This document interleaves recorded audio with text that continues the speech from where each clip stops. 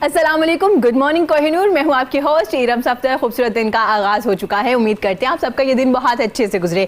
नाजरीन, एक मूजी वायरस जिसका हम डेली जिक्र करते हैं, इसका जिक्र करने का हरगिज़ ये मतलब नहीं होता कि हम आपको डरा रहे हैं, हम आपको खौफ में मुबतला कर रहे हैं। आपको बताने का मतलब ये होता है कि आप ये जो मूजी एक वायरस आ चुका है, इससे आपने बचना कैसे है। इसके लिए कोई वैक्सीन नहीं आई। हाँ, सोशल मीडिया पे काफी लोगों ने कोई वैक्सीन बता दी हुई है, लेकिन ऐसा कुछ नहीं है। WHO के मुताबिक अभी तक कोई ऐसी वैक्सीन नहीं बन चुकी किसी भी कंट्री में, क्योंकि ये वायरस तकरीबन 200 ममालिक में फैल चुका है। अब हमारे यहाँ पाकिस्तान में इसके केसेस डे बाय डे बहुत ज्यादा हो रहे हैं। क्यों हो रहे हैं ये केसेस? जबकि हमने जब ये पहला वुहान में केस आया था, उसके बाद पाकिस्तान में पहला केस आया था, तब से हम अवेयरनेस दे रहे हैं, मीडिया के लोग, सोशल मीडिया पे। इसके अलावा डिफरेंट NGOs भी इस पे काम कर रही है। हर बंदा इंफरादी तौर पे भी आपको बता रहा है कि इसकी वैक्सीन तो ऐसे कोई नहीं है, लेकिन इसकी एहतियाती तदाबीर हम आपको बार बार बताते हैं कि क्या करना है। सिर्फ हाथ धोने हैं, हाथ साबुन से धो लीजिए, कोई भी साबुन घर पे मौजूद है उससे हाथ वॉश कर लीजिए। हैंड सैनिटाइजर जरूरी नहीं है। हाँ, हैंड सैनिटाइजर उन लोगों के लिए जरूरी है जो घर से बाहर है। फॉर एग्जाम्पल पुलिस अफसरान है, पाक फौज के लोग हैं, रेंजर्स हैं, डॉक्टर्स हैं, या वो लोग जो इस वक्त NGO में काम कर रहे हैं, डिफरेंट सोशल वर्क कर रहे हैं, उन लोगों के लिए। क्योंकि आपके पास हर वक्त पानी मौजूद नहीं होता, हर वक्त आपके पास साबुन मौजूद नहीं हो सकता, ना आप कैरी कर सकते, तो उन लोगों के लिए हैंड सैनिटाइजर है।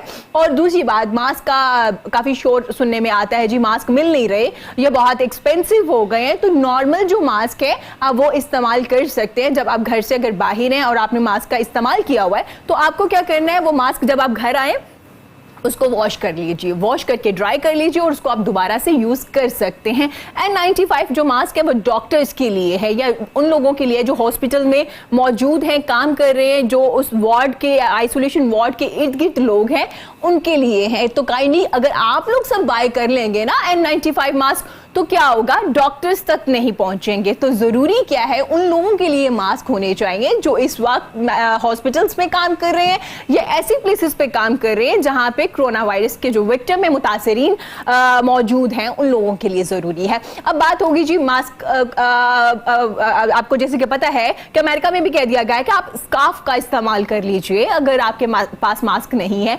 दूसरा, सोशल डिस्टेंस, जो बेसिकली एक फिजिकल डिस्टेंस है। सोशली तो हम एक दूसरे के साथ राब्ते में हैं, हम सोशल मीडिया भी यूज कर रहे हैं, एक दूसरे को फोन भी कर रहे हैं, तमाम चीजें कर रहे हैं। तो आपने डिस्टेंस रखना है। कितना डिस्टेंस रखना है? अपने प्यारों के साथ घर पे भी डिस्टेंस रखना है। अगर आप किसी काम की वजह से घर से बाहर गए तो काइंडली जब घर आए सबसे पहले हैंड वॉश कर लीजिए, सीधा वॉशरूम जाइए, सारा एहतियाती तदाबीर अपनाइए। उसके बाद आप जनाब अपने बच्चों से भी मिलिए, अपने घर वालों से भी मिलिए।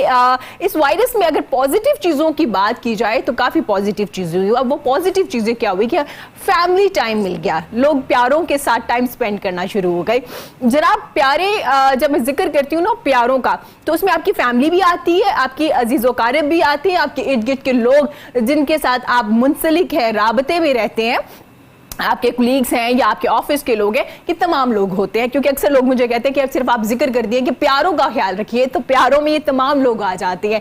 तो आपने क्या करना है, ये छोटी छोटी चीजें हैं, इनको आपने फॉलो करना है। जब आप फॉलो करेंगे तो इंशाल्लाह ये जो एक वायरस है ये खत्म ही हो जाएगा, अगर हम इख्तियाती तदाबीर अपनाएंगे। इसमें सिर्फ गवर्नमेंट का रोल नहीं है जनाब, हम तमाम लोगों का इंफरादी तौर पर भी कुछ जिम्मेदारियां हैं, कुछ फ्राइज हैं जिनको हमने पूरा करना है। आप गवर्नमेंट हर जगह काम नहीं कर सकती, क्योंकि आपको पता है कि हमारे मुल्क के हालात कैसे थे। हम तो ऑलरेडी बहुत सी चीजों के साथ जंग लड़ रहे थे, अब हमें वायरस के साथ भी जंग लड़नी है। इसमें आपने क्या करना है, अपने इर्द गिर्द के लोगों का ख्याल रखना है। अगर आप कुछ कंट्रीब्यूट कर सकते हैं या कुछ डोनेट कर सकते हैं तो जनाब डोनेट कर लीजिए। अगर आप चाय की पत्ती का एक डिब्बा भी किसी को दे सकते हैं तो जनाब ये सोचे बगैर कि रमजान नहीं है, रमजान में हम फितराना या ज़कात देते हैं, उससे पहले भी दे सकते हैं, आप हेल्प कर सकते हैं। और हेल्प करते हुए प्लीज काइंडली अवॉइड कीजिए सेल्फीज से, पिक्चर्स से, क्योंकि इससे काफ़ी लोग डिस्टर्ब होते हैं, लोगों की जो सेल्फ रिस्पेक्ट है वो काफ़ी हर्ट होती है। मुझे बड़ी खुशी हुई जब सोशल मीडिया पे पिक्चर्स अपलोड होना शुरू हुई तो काफ़ी लोगों ने इस पे क्रिटिसाइज़ किया। तो मुझे बड़ी खुशी हुई कि हम जब भी कोई ऐसा मसला होता है कि हम जो कौम है वो एक कौम, एक नेशन बन जाते हैं, एक पेज पे आ जाते हैं, कोई कुदरती आफात हो, सैलाब हो, जलजला हो या ऐसा कोई भी मसला हो, तो मुझे बड़ी खुशी होती है। और उसके अलावा मैंने बहुत यंगस्टर्स पिक्चर्स को देखा, उन्होंने स्टेटस लगाए कि किस तरह से दूसरों को हेल्प करना है। तो जनाब आज हम बात करेंगे बिजनेस के बारे में, बिजनेस पे क्या असर होने वाला है इस वायरस की वजह से, अभी क्या हो रहा है और इसके बाद क्या होगा। बिजनेसमैन क्यों थोड़ा डरे हुए हैं और वो लोग जो घरों पे बैठ के काम कर रहे हैं क्या वो इस चीज़ को एंजॉय करें और ये कंटिन्यू रहेगा या नहीं रहेगा। इसके अलावा जो हमारी एनजीओज हैं, जो ट्रस्ट है, वो किस तरह से काम कर रहे हैं, क्योंकि इससे पहले भी वो लोग माशाल्लाह से बहुत से लोगों को हेल्प कर रहे थे। अब इस सिचुएशन में कैसे हेल्प करें, क्योंकि पहले तादाद कम थी, अब जो सिचुएशन है इसमें हमारे सफेद पोश जो लोग हैं वो भी आ चुके हैं, जो डेली वेजेस पे काम कर रहे थे। 25% तकरीबन उनका एक जो फैक्ट एंड फिगर है वो 25% है। उन लोगों को कैसे लेके साथ चल रहे हैं, इन तमाम चीज़ों के बारे में आज हम अपने शो में बात करेंगे। इस वक्त मेरे साथ मेरे बड़े प्यारे मेहमान मौजूद हैं जी, एंटरप्रेन्योरशिप पे बात करेंगे आज उनसे। जनाब अली मुकद्दस हैं जी हमारे पास। Welcome to the show Ali, कैसे हैं आप? अल्हम्दुलिल्लाह, एक तो आपका शुक्रिया, आपने मुझे यहाँ बात करने का मौका दिया। Thank you so much Ali. और बड़ा अच्छा लगा जो सिचुएशन है उसमें आप ट्रैवल करके हमारे लिए आए, क्योंकि काफ़ी ज़्यादा लोग डरे हुए हैं, लेकिन आप माशाल्लाह से आ गए। Thank you so much. और जी इनके साथ हमारे अलमाइदा ट्रस्ट पे फाइनेंस को देख रहे हैं Khwaja Fazal Ali. Welcome to the show, कैसे हैं आप Khwaja Fazal Ali? Thank you very much जी, बहुत शुक्रिया आपने आज इनवाइट किया। और आज की इस जो कोरोना का वायरस फैला हुआ है उसके ऊपर जो ट्रस्ट का रोल है उसको हमें हाईलाइट करने की बहुत ज़रूरत है कि ट्रस्ट किस तरह से अपना रोल प्ले कर सकते हैं, अपनी एग्जैक्ट जो उनकी स्पेसिफिक फील्ड है उसको छोड़ के वो और किस किस एरिया में सर्व कर सकते हैं इस वक्त जितने लोग अफेक्टेड हैं उनको। और ख्वाजा फजल अली, ये बड़ा ज़रूरी है क्योंकि हमें ये लगता है कि सिर्फ हम कुछ लोगों को हेल्प करें, हम किस तरह से मजीद हेल्प कर सकते हैं और किस तरह से फैक्ट्स एंड फिगर को देखते हैं। और सबसे ज़्यादा ज़रूरी इसमें होता है कि आया जो चीज़ हम डोनेट कर रहे हैं या हेल्प कर रहे हैं वो सही बंदे के पास पहुंच भी रही है। ये सबसे जरूरी है आजकल के हालात में, ये सबसे जरूरी है कि हम सही बंदे तक जो डोनेशन है, जो फंड्स हैं वो पहुंचा सकें, जो राशन है वो पहुंचा सकें, क्योंकि बहुत सारे लोग प्रोफेशनल बन गए हैं इस मामले में कि वो फंड्स इकट्ठे कर रहे हैं, वो राशन इकट्ठे कर रहे हैं और बेच भी रहे हैं। जैसे कराची के आपने कुछ वाकयात देखे होंगे सोशल मीडिया के ऊपर, मैंने भी देखे हैं कि लोगों ने एक से ज्यादा ऑर्गेनाइजेशन से राशन कलेक्ट कर लिया, जमा कर लिया और बाद में उसको बेचने के भी इंसिडेंट्स वहां पर आए हैं। तो इन सबको आपको मद्देनजर रखते हुए देखना चाहिए कि आप सही बंदे तक फंड पहुंचाएं, ना कि उन लोगों तक जिन्होंने इस मौके को, इस मुसीबत को भी प्रोफेशन में कन्वर्ट कर लिया है। अच्छा, आपको नहीं लगता ये जो सिचुएशन है इसमें ज्यादातर लोग डर गए हैं, लोग तौबा करना शुरू हो गए, लोग कम बैक करें, उनका अल्लाह से कनेक्शन बड़ा स्ट्रॉन्ग हो रहा है वहां पे कुछ कम तादाद में, मैं ज्यादा तादाद नहीं कहूंगी, बहुत कम तादाद में ऐसे लोग हैं जो ये काम भी करें और बड़े एक्टिव हो गए। बिल्कुल ऐसे ही है। हमारे अलावा जैसे हम लोग काम कर रहे हैं, हमारे अलावा और भी बहुत सी ऑर्गेनाइजेशंस हैं जो पहले ये काम नहीं कर रही थी। मैं स्पेसिफिकली कहूँगा राशन नहीं डिस्ट्रीब्यूट कर रही थी, लेकिन इस हालात में जब लोगों का जरिए मौज कोई नहीं रह गया तो उन्होंने भी इसमें स्टेप इन किया और आज वो भी राशन डिस्ट्रीब्यूट कर रहे हैं जो पहले नहीं कर रहे थे। तो लोगों ने अपनी स्पेसिफिक डोमेन्स को छोड़कर हालात के मुताबिक अडॉप्ट किए, एनजीओज ने हालात के मुताबिक अडॉप्ट किया है। जो लोग पहले राशन को स्पॉन्सर नहीं कर रहे थे, सपोर्ट नहीं कर रहे थे, अब उन्होंने भी करना शुरू कर दिया। ठीक हो गया, इस बारे में मजीद भी बात करेंगे। अली मुकद्दस की राय लेते हैं। अली मुकद्दस, जो कि ये जो सिचुएशन है वो हम तमाम लोगों के लिए, किसी स्पेसिफिक एरिया में ये वायरस नहीं आया या स्पेसिफिक रंग, नस्ल, मजहब को देखते हुए नहीं आए, इससे तमाम लोग अफेक्ट हो रहे हैं। ऐसे ही है, इसमें एक ऐसी सिचुएशन आ चुकी है जिसमें बहुत ज़्यादा लोग हेल्प भी कर रहे हैं और कुछ लोग बहुत कम तादाद में, लेकिन वो तादाद मौजूद है जो काफ़ी ज़्यादा लोगों को अफेक्ट कर रही है। वो इसमें धोखेबाजी भी आ गए, जैसे कि ख्वाजा साहब भी जिक्र कर रहे थे कि राशन इकट्ठा कर देना और फिर सेल कर देना। आप क्या देख रहे हैं इस सिचुएशन में? अच्छा, ऐसे है कि जिस तरह आप देखते हैं कि अच्छे और बुरे लोग हर जगह पाए जाते हैं। बिल्कुल। जिस तरह बिजनेसमैन कम्युनिटी है इसमें भी अच्छे लोग और बुरे लोग भी हैं। आप देखते होंगे कि जिस तरह जैसे ये कोरोना का फीवर पाकिस्तान में एंटर हुआ, एकदम मास्क की शॉर्टेज हो गई, मेडिसिन की शॉर्टेज हो गई और लोगों ने उसका फ़ायदा उठा के मास्क पहले से ज़्यादा कीमतों में बेचना शुरू कर दी है, जिसका नुकसान जो है ना वो हमारी आवाम को, हमारी कौम को एंड में जाके, लेकिन जो ओवरऑल जो बिजनेस कम्युनिटी है उसको बदनाम किया गया जी। लेकिन बात ऐसे करने की कि हमें ट्रेंड फॉलोअर नहीं बनना, हमें ट्रेंड सेटर बनना है। हम ट्रेंड सेट ये कर सकते हैं कि हमारे पास जो स्टॉक पड़ा हुआ है हम उसको अच्छे मुनासिब रेट पे बेचें ताकि जो एंड यूज़र है, जो मास इस्तेमाल करने वाला है, उसको फ़ायदा हो। इसी तरह अगर आप बिजनेस डायनामिक्स की बात करें, वायरस की जैसे आपने जिक्र किया कि इतने प्राइस, मुनासिब प्राइस में सेल कर दीजिए, कि लेने वाले को भी फायदा पहुंच जाए और सेल करने वालों को भी नुकसान नहीं हो ना, एक विन विन सिचुएशन हो जाए। लेकिन ये विन विन सिचुएशन की तरफ हम नहीं आ रहे। आपने देखा कि जैसे ये सिचुएशन आई जिसे आपने जिक्र किया, उसके बाद क्या हुआ कि स्टॉक लोगों ने, गवर्नमेंट ने बरामद किए लोगों के पास। आप देख लें ये जो वायरस है ना, ये ज्यादा देर नहीं रहेगा। मैं ऐसा नहीं कह रही कि ये वायरस नहीं है, ये है, यकीनन है, और इससे लोग अफेक्ट भी हो रहे हैं, लेकिन ये ज्यादा देर नहीं रहने वाला। और इसके बाद आप देखेंगे कि लोग आइडेंटिफाई हो जाएंगे, लोगों को पता चल जाएगा ये लोग कैसे और ये लोग कैसे। इसमें ना काफी ज्यादा क्लियर हो रहे हैं लोग। अच्छा, ऐसे है कि ये सिर्फ जो बीमारी है ना स्टॉक करने की और उसको महंगे रेट बेचने की, सिर्फ पाकिस्तान के अंदर नहीं है। मेरा एक ऑफिस चाइना में है जी, वहाँ पे सेम इशू। हालांकि चाइना सबसे बड़ा एक्सपोर्टर और मैन्युफैक्चरर है मास्क का और ये 95 XYZ का मेडिकल प्रोडक्ट्स का। वहाँ पे सेम इशू हुआ गया है। मुझे इतनी चाइना से कॉल्स आई हैं कि आप हमें मास्क यहाँ से एक्सपोर्ट करें, बाय एयर भेज दें, हम आपकी कीमत देंगे आप लोगों को। अच्छा, मतलब इसका मतलब चीन में भी ऐसा ही हुआ, लोगों ने स्टॉक कर लिया, प्राइस ऐसे हो गया। बिल्कुल ऐसे ही हुआ। और प्राइस यहाँ तो मेरा ख्याल है प्राइस इतनी अब नहीं गई, शायद लोगों को फिर भी थोड़ा सा खुदा का खौफ है। और आप देखिए कि हुकूमत का चेक एंड बैलेंस जैसे ही शुरू हुआ, वैसे ही लोगों ने अपने जो स्टॉक है बाहर निकालना शुरू कर दिए कि हम पकड़े ना जाएं, हमारे पे कोई रेट ना हो जाए, कोई पुलिस ना हमें अंदर लेके जाए। तो मुझे उम्मीद है कि इंशाल्लाह आने वाले टाइम में आगे जैसे लोगों को अवेयरनेस मिलेगी तो लोग इसको स्टॉक आउट करेंगे और इसको सस्ते रेटों में लेके आएंगे चीज़ों को। इंशाल्लाह ऐसा ही होगा। लेकिन जिन लोगों का हमने जिक्र किया वो तादाद में बहुत कम है, लेकिन उनका जिक्र करना इसलिए ज़रूरी है कि जो बाकी लोग हैं ना वो बच सके इन चीज़ों से।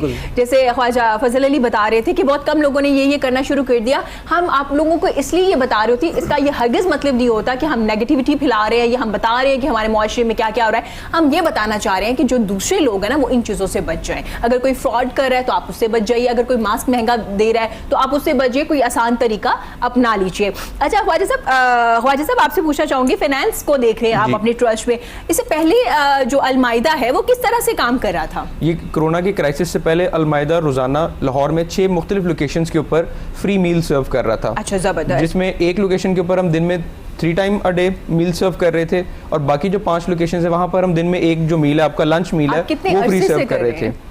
ये करते हुए हमें तकरीबन 11 साल हो गए हैं आज।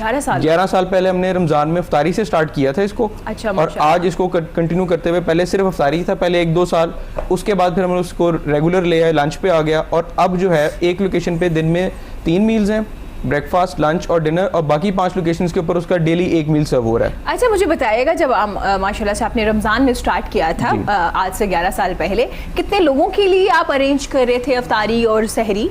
इनिशियली जब हमने स्टार्ट किया था तो ये एक मस्जिद में हम लोग सर्व कर रहे थे। अब मस्जिद के अंदर जो है आप बहुत ज़्यादा लोगों को गैदर नहीं कर सकते, क्योंकि अगर आप वहाँ इफ्तारी सर्व कर रहे हैं, खाना सर्व कर रहे हैं, तो वहाँ पर कुछ थोड़ा गंद और थोड़ी स्मेल जो है थोड़ी सी चीज़ों की आ जाती है, क्योंकि मस्जिद में कारपेट है, यूजुअली फर्श नहीं होता।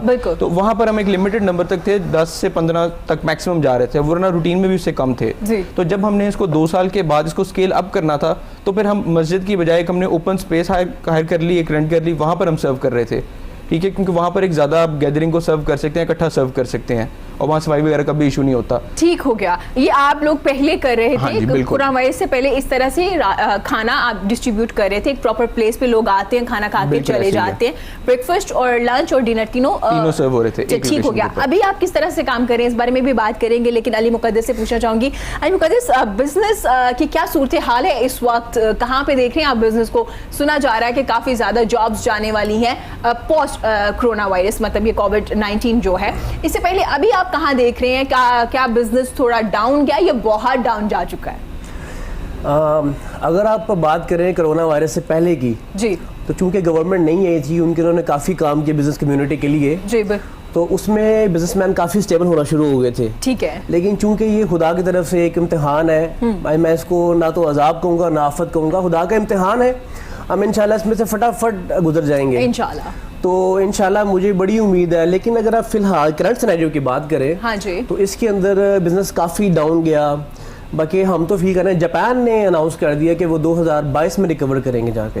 2022 में अभी जो प्रॉब्लम्स आ रही है उसको रिकवर हम 2022 में करेंगे। ओहो, ठीक है। जापान जैसी स्ट्रॉन्ग इकोनॉमी, स्ट्रॉन्ग टेक्नोलॉजी, आपको पता ही है वो हमसे कितने ज्यादा लग्जरी लाइफ गुजारते हैं वो लोग, तो उन्होंने कहा है कि हम 2022 में रिकवर करेंगे।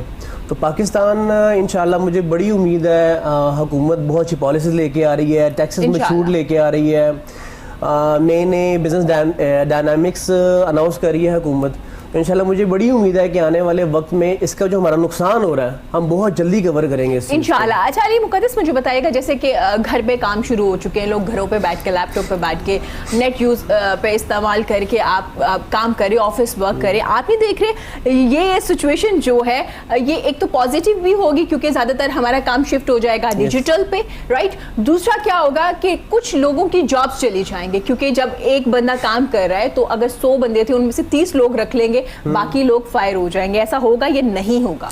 किसी हद तक होगा। अच्छा। लेकिन हम चूंकि बहसीयत कौम मुसलमान है, हमारा खुदा पे यकीन है, बेशक यकीन है कामिल ये है कि इंशाल्लाह परवरदिगार आलम बहुत अच्छा काम करेगा आगे आने वाले दिनों में। हम बहुत जल्दी कवर करेंगे इस चीज़ पे। जॉब्स जाएंगे ज़रूर, लेकिन मेरा ख्याल है कि वो एक कहावत है कि एक दर बंद और 100 दर खुले। बीइंग अ मुस्लिम हमारा फेथ है, हमारे लिए आसानियां हो जाएंगी। अल्हम्दुलिल्लाह अल्हम्दुलिल्लाह, हमने यही तो सीखा है इस्लाम से। बिल्कुल। देखिए कि जिस तरह अगर आप देखते हैं कुफार में या बाहर के ममालिक में देखें तो उनके पास सब कुछ है, लेकिन उनके पास खुदा का यकीन नहीं है जी। हमारे पास परवरदिगार आलम ने यकीन अता किया हुआ है, ईमान अता किया हुआ है, बिल्कुल, और ये उम्मीद अता की है कि परेशान मत हो, मैं तुम्हारे साथ हूँ। बिल्कुल। तो अल्लाह का शुक्र है, जिस तरह ख्वाजा साहब ने फरमाया कि अगर राशन की कमी हुई तो हमने प्रोवाइड किया, फूड की कमी से प्रोवाइड किया। जहाँ पे मुश्किल होती है, ये कौम की खूबसूरती है, ये सब लोग इकट्ठे हो जाते हैं। ठीक है। तो इंशाल्लाह मुझे बड़ी उम्मीद है कि आने वाले टाइम बहुत अच्छा होगा। अच्छा, इसका मतलब है कि ये कोविड-19 जो है, कोरोना वायरस जो है, इसने सिर्फ पाकिस्तान की इकोनॉमी को अफेक्ट नहीं किया, ऑल ओवर द वर्ल्ड किया। जैसे आपने जिक्र किया चीन का, वहाँ पे भी यही प्रॉब्लम आ रही है इकोनॉमी में। अच्छा, वहाँ पे प्रॉब्लम हमारे से थोड़ी सी ज़्यादा बुरी हो चुकी थी। वो किस तरह? चूँकि मेरा चाइना में एक ऑफिस है, वो सब लोग कहते हैं कि पहले हम 3 महीने बंद हुए अपनी वजह से, ठीक है, और अब चूँकि पूरी दुनिया बंद है तो हमारे से कोई खरीदार नहीं है, हमारे पास सामान लेने वाला, हमारे पास कोई इम्पोर्टर नहीं है, एक्सपोर्टर नहीं है, हमारे पास इंटेंडर कोई नहीं है जी। तो हम ना कोई सामान बेच सकते हैं, ना बाहर भेज सकते हैं, ना पेमेंट ले सकते हैं। तो उनके लिए तो जो ड्यूरेशन डबल हो गया। सही। पहले उनका अपना ड्यूरेशन और अब लोगों का ड्यूरेशन पूरी दुनिया का, वो तो 6 महीने के चले गए ना उसके अंदर, टाइम स्पैन के अंदर। बिल्कुल। तो तमाम दुनिया ऐसे ही है। इसी तरह मैं टर्की से इंपोर्ट करता हूँ प्रोडक्ट्स जी।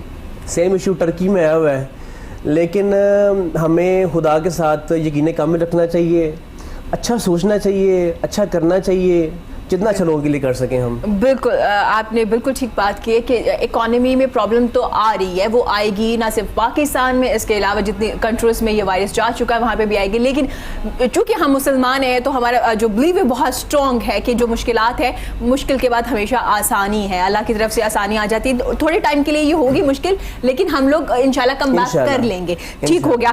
फजल अली से बात करूंगी। फजल अली, जैसे कि आपने जिक्र किया कि आप लोग खाना प्रोवाइड करते हैं लोगों को 3 टाइम्स, डिफरेंट प्लेसेस पे आप लोगों ने बनाए हुए दस्तरखान बनाए हुए। हाँ जी बिल्कुल ऐसी। लाहौर में 6 मुख्तलिफ लोकेशन है, जिसमें हमारा जो मॉडल दस्तरखान है वो अकबर चौक में है। ठीक है। उसके अलावा LD एवेन्यू 1 में एक हमारा दस्तरखान है, एक फ्लेमिंग रोड पे है, एक रहमान गली में है, और इसी तरह से हमारे 2 और दस्तरखान है जिनमें से एक काजी टाउन में है। तो इन मुख्तलिफ लोकेशंस के ऊपर हम सर्व कर रहे होते हैं। और इस तरह से है कि जहाँ पर हम सर्व करते हैं वहाँ पर इस तरह से नहीं है कि जो हमारा स्टाफ है वो सारा काम वो करता है। ठीक है। लोग आते हैं, ठीक है, बहुत ही, अगर आप इन लोगों को थोड़ा सा ट्रेन करें तो बहुत जल्दी पिक कर लेते हैं, बहुत जल्दी ये ट्रेन हो जाते हैं, हमारी कौम जल्दी ट्रेन हो जाती है। बिल्कुल ऐसी है। एक जनरल कॉन्सेप्ट है कि जी लोग बड़े जो हैं बदतमीज से हैं, ट्रेन नहीं होते, जब आप कोई चीज़ बांटते हैं तो मतलब बदमज़गी हो जाती है, ऐसा नहीं है। ठीक है। अब हमारे हर दस्तरखान के ऊपर कहीं पर आज तक जो है कोई बिल्कुल डिसिप्लिन मेंटेन्ड है। जब लोग खाना खा रहे होते हैं बिल्कुल खामोशी होती है, लोग आते हैं रैक से अपनी प्लेट खुद लेते हैं, अच्छा, ठीक है, उसके बाद वो बैठ जाते हैं, उनको खाना सर्व किया जाता है, उसके बाद वो उठते हैं, अपनी प्लेट धोकर रैक में वापस लगा के जाते हैं। Very nice. और ये हमारी सब लोकेशंस के ऊपर ऐसी होता है। अगर ट्रेनिंग ना सिर्फ आपके दस्तरखान पे होनी चाहिए, ये तमाम जगह पे अपने घरों पे भी होनी चाहिए। बड़ा एक अच्छा सिस्टम है कि आप अपनी प्लेट खुद लें, किसी पे बर्डन भी नहीं होता। बिल्कुल ऐसे ही है। इसका मतलब ये है कि उनको इस बात का यकीन है कि अगर वो आपके दस्तरखान पे आ गए हैं अलमारिदा के, तो वहां से खाना जरूर मिलेगा। जब आपको ये यकीन हो ना कि मैं यहाँ पे आ गई और मुझे कुछ ना कुछ जरूर मिलेगा, तो फिर आप कहीं ना कहीं मुतमईन होकर बैठ जाते हैं। बिल्कुल ऐसी है। अब लास्ट पर भी जो बंदा बैठा हो ना, अगर आप बिरयानी, चिकन बिरयानी, क्योंकि वो सबसे फैसिनेटिंग डिश है हमारे दस्तरखान के मेन्यू में, अगर कोई बंदा लास्ट पर भी बैठा हुआ है ना तो वो उठता नहीं है अपनी जगह से कि शायद मेरे तक ना पहुंचे। ठीक है। क्योंकि हमने ओवर द टाइम ये कॉन्फिडेंस बिल्ड कर लिया लोगों के साथ कि अगर आप आ गए हैं तो इंशाल्लाह we will try our best to serve you. ठीक है। तो उसमें कहीं पे अगर कॉन्फिडेंस की कमी होना तो फिर वहाँ पे बदमज़गी बढ़ जाती है। लेकिन अल्लाह का शुक्र ऐसा नहीं हुआ। इसका मतलब एक बड़ा फैमिली वाला एनवायरनमेंट हो जाएगा जब एक शख्स को ब्रेकफास्ट वहाँ से मिल रहा है और उसको ये पता है कि अगर मैं जाऊँगा तो मैं ब्रेकफास्ट करके वहाँ से आऊँगा, या लंच या डिनर, ये जिस तरह से भी आप लोगों ने अरेंज किया हुआ है।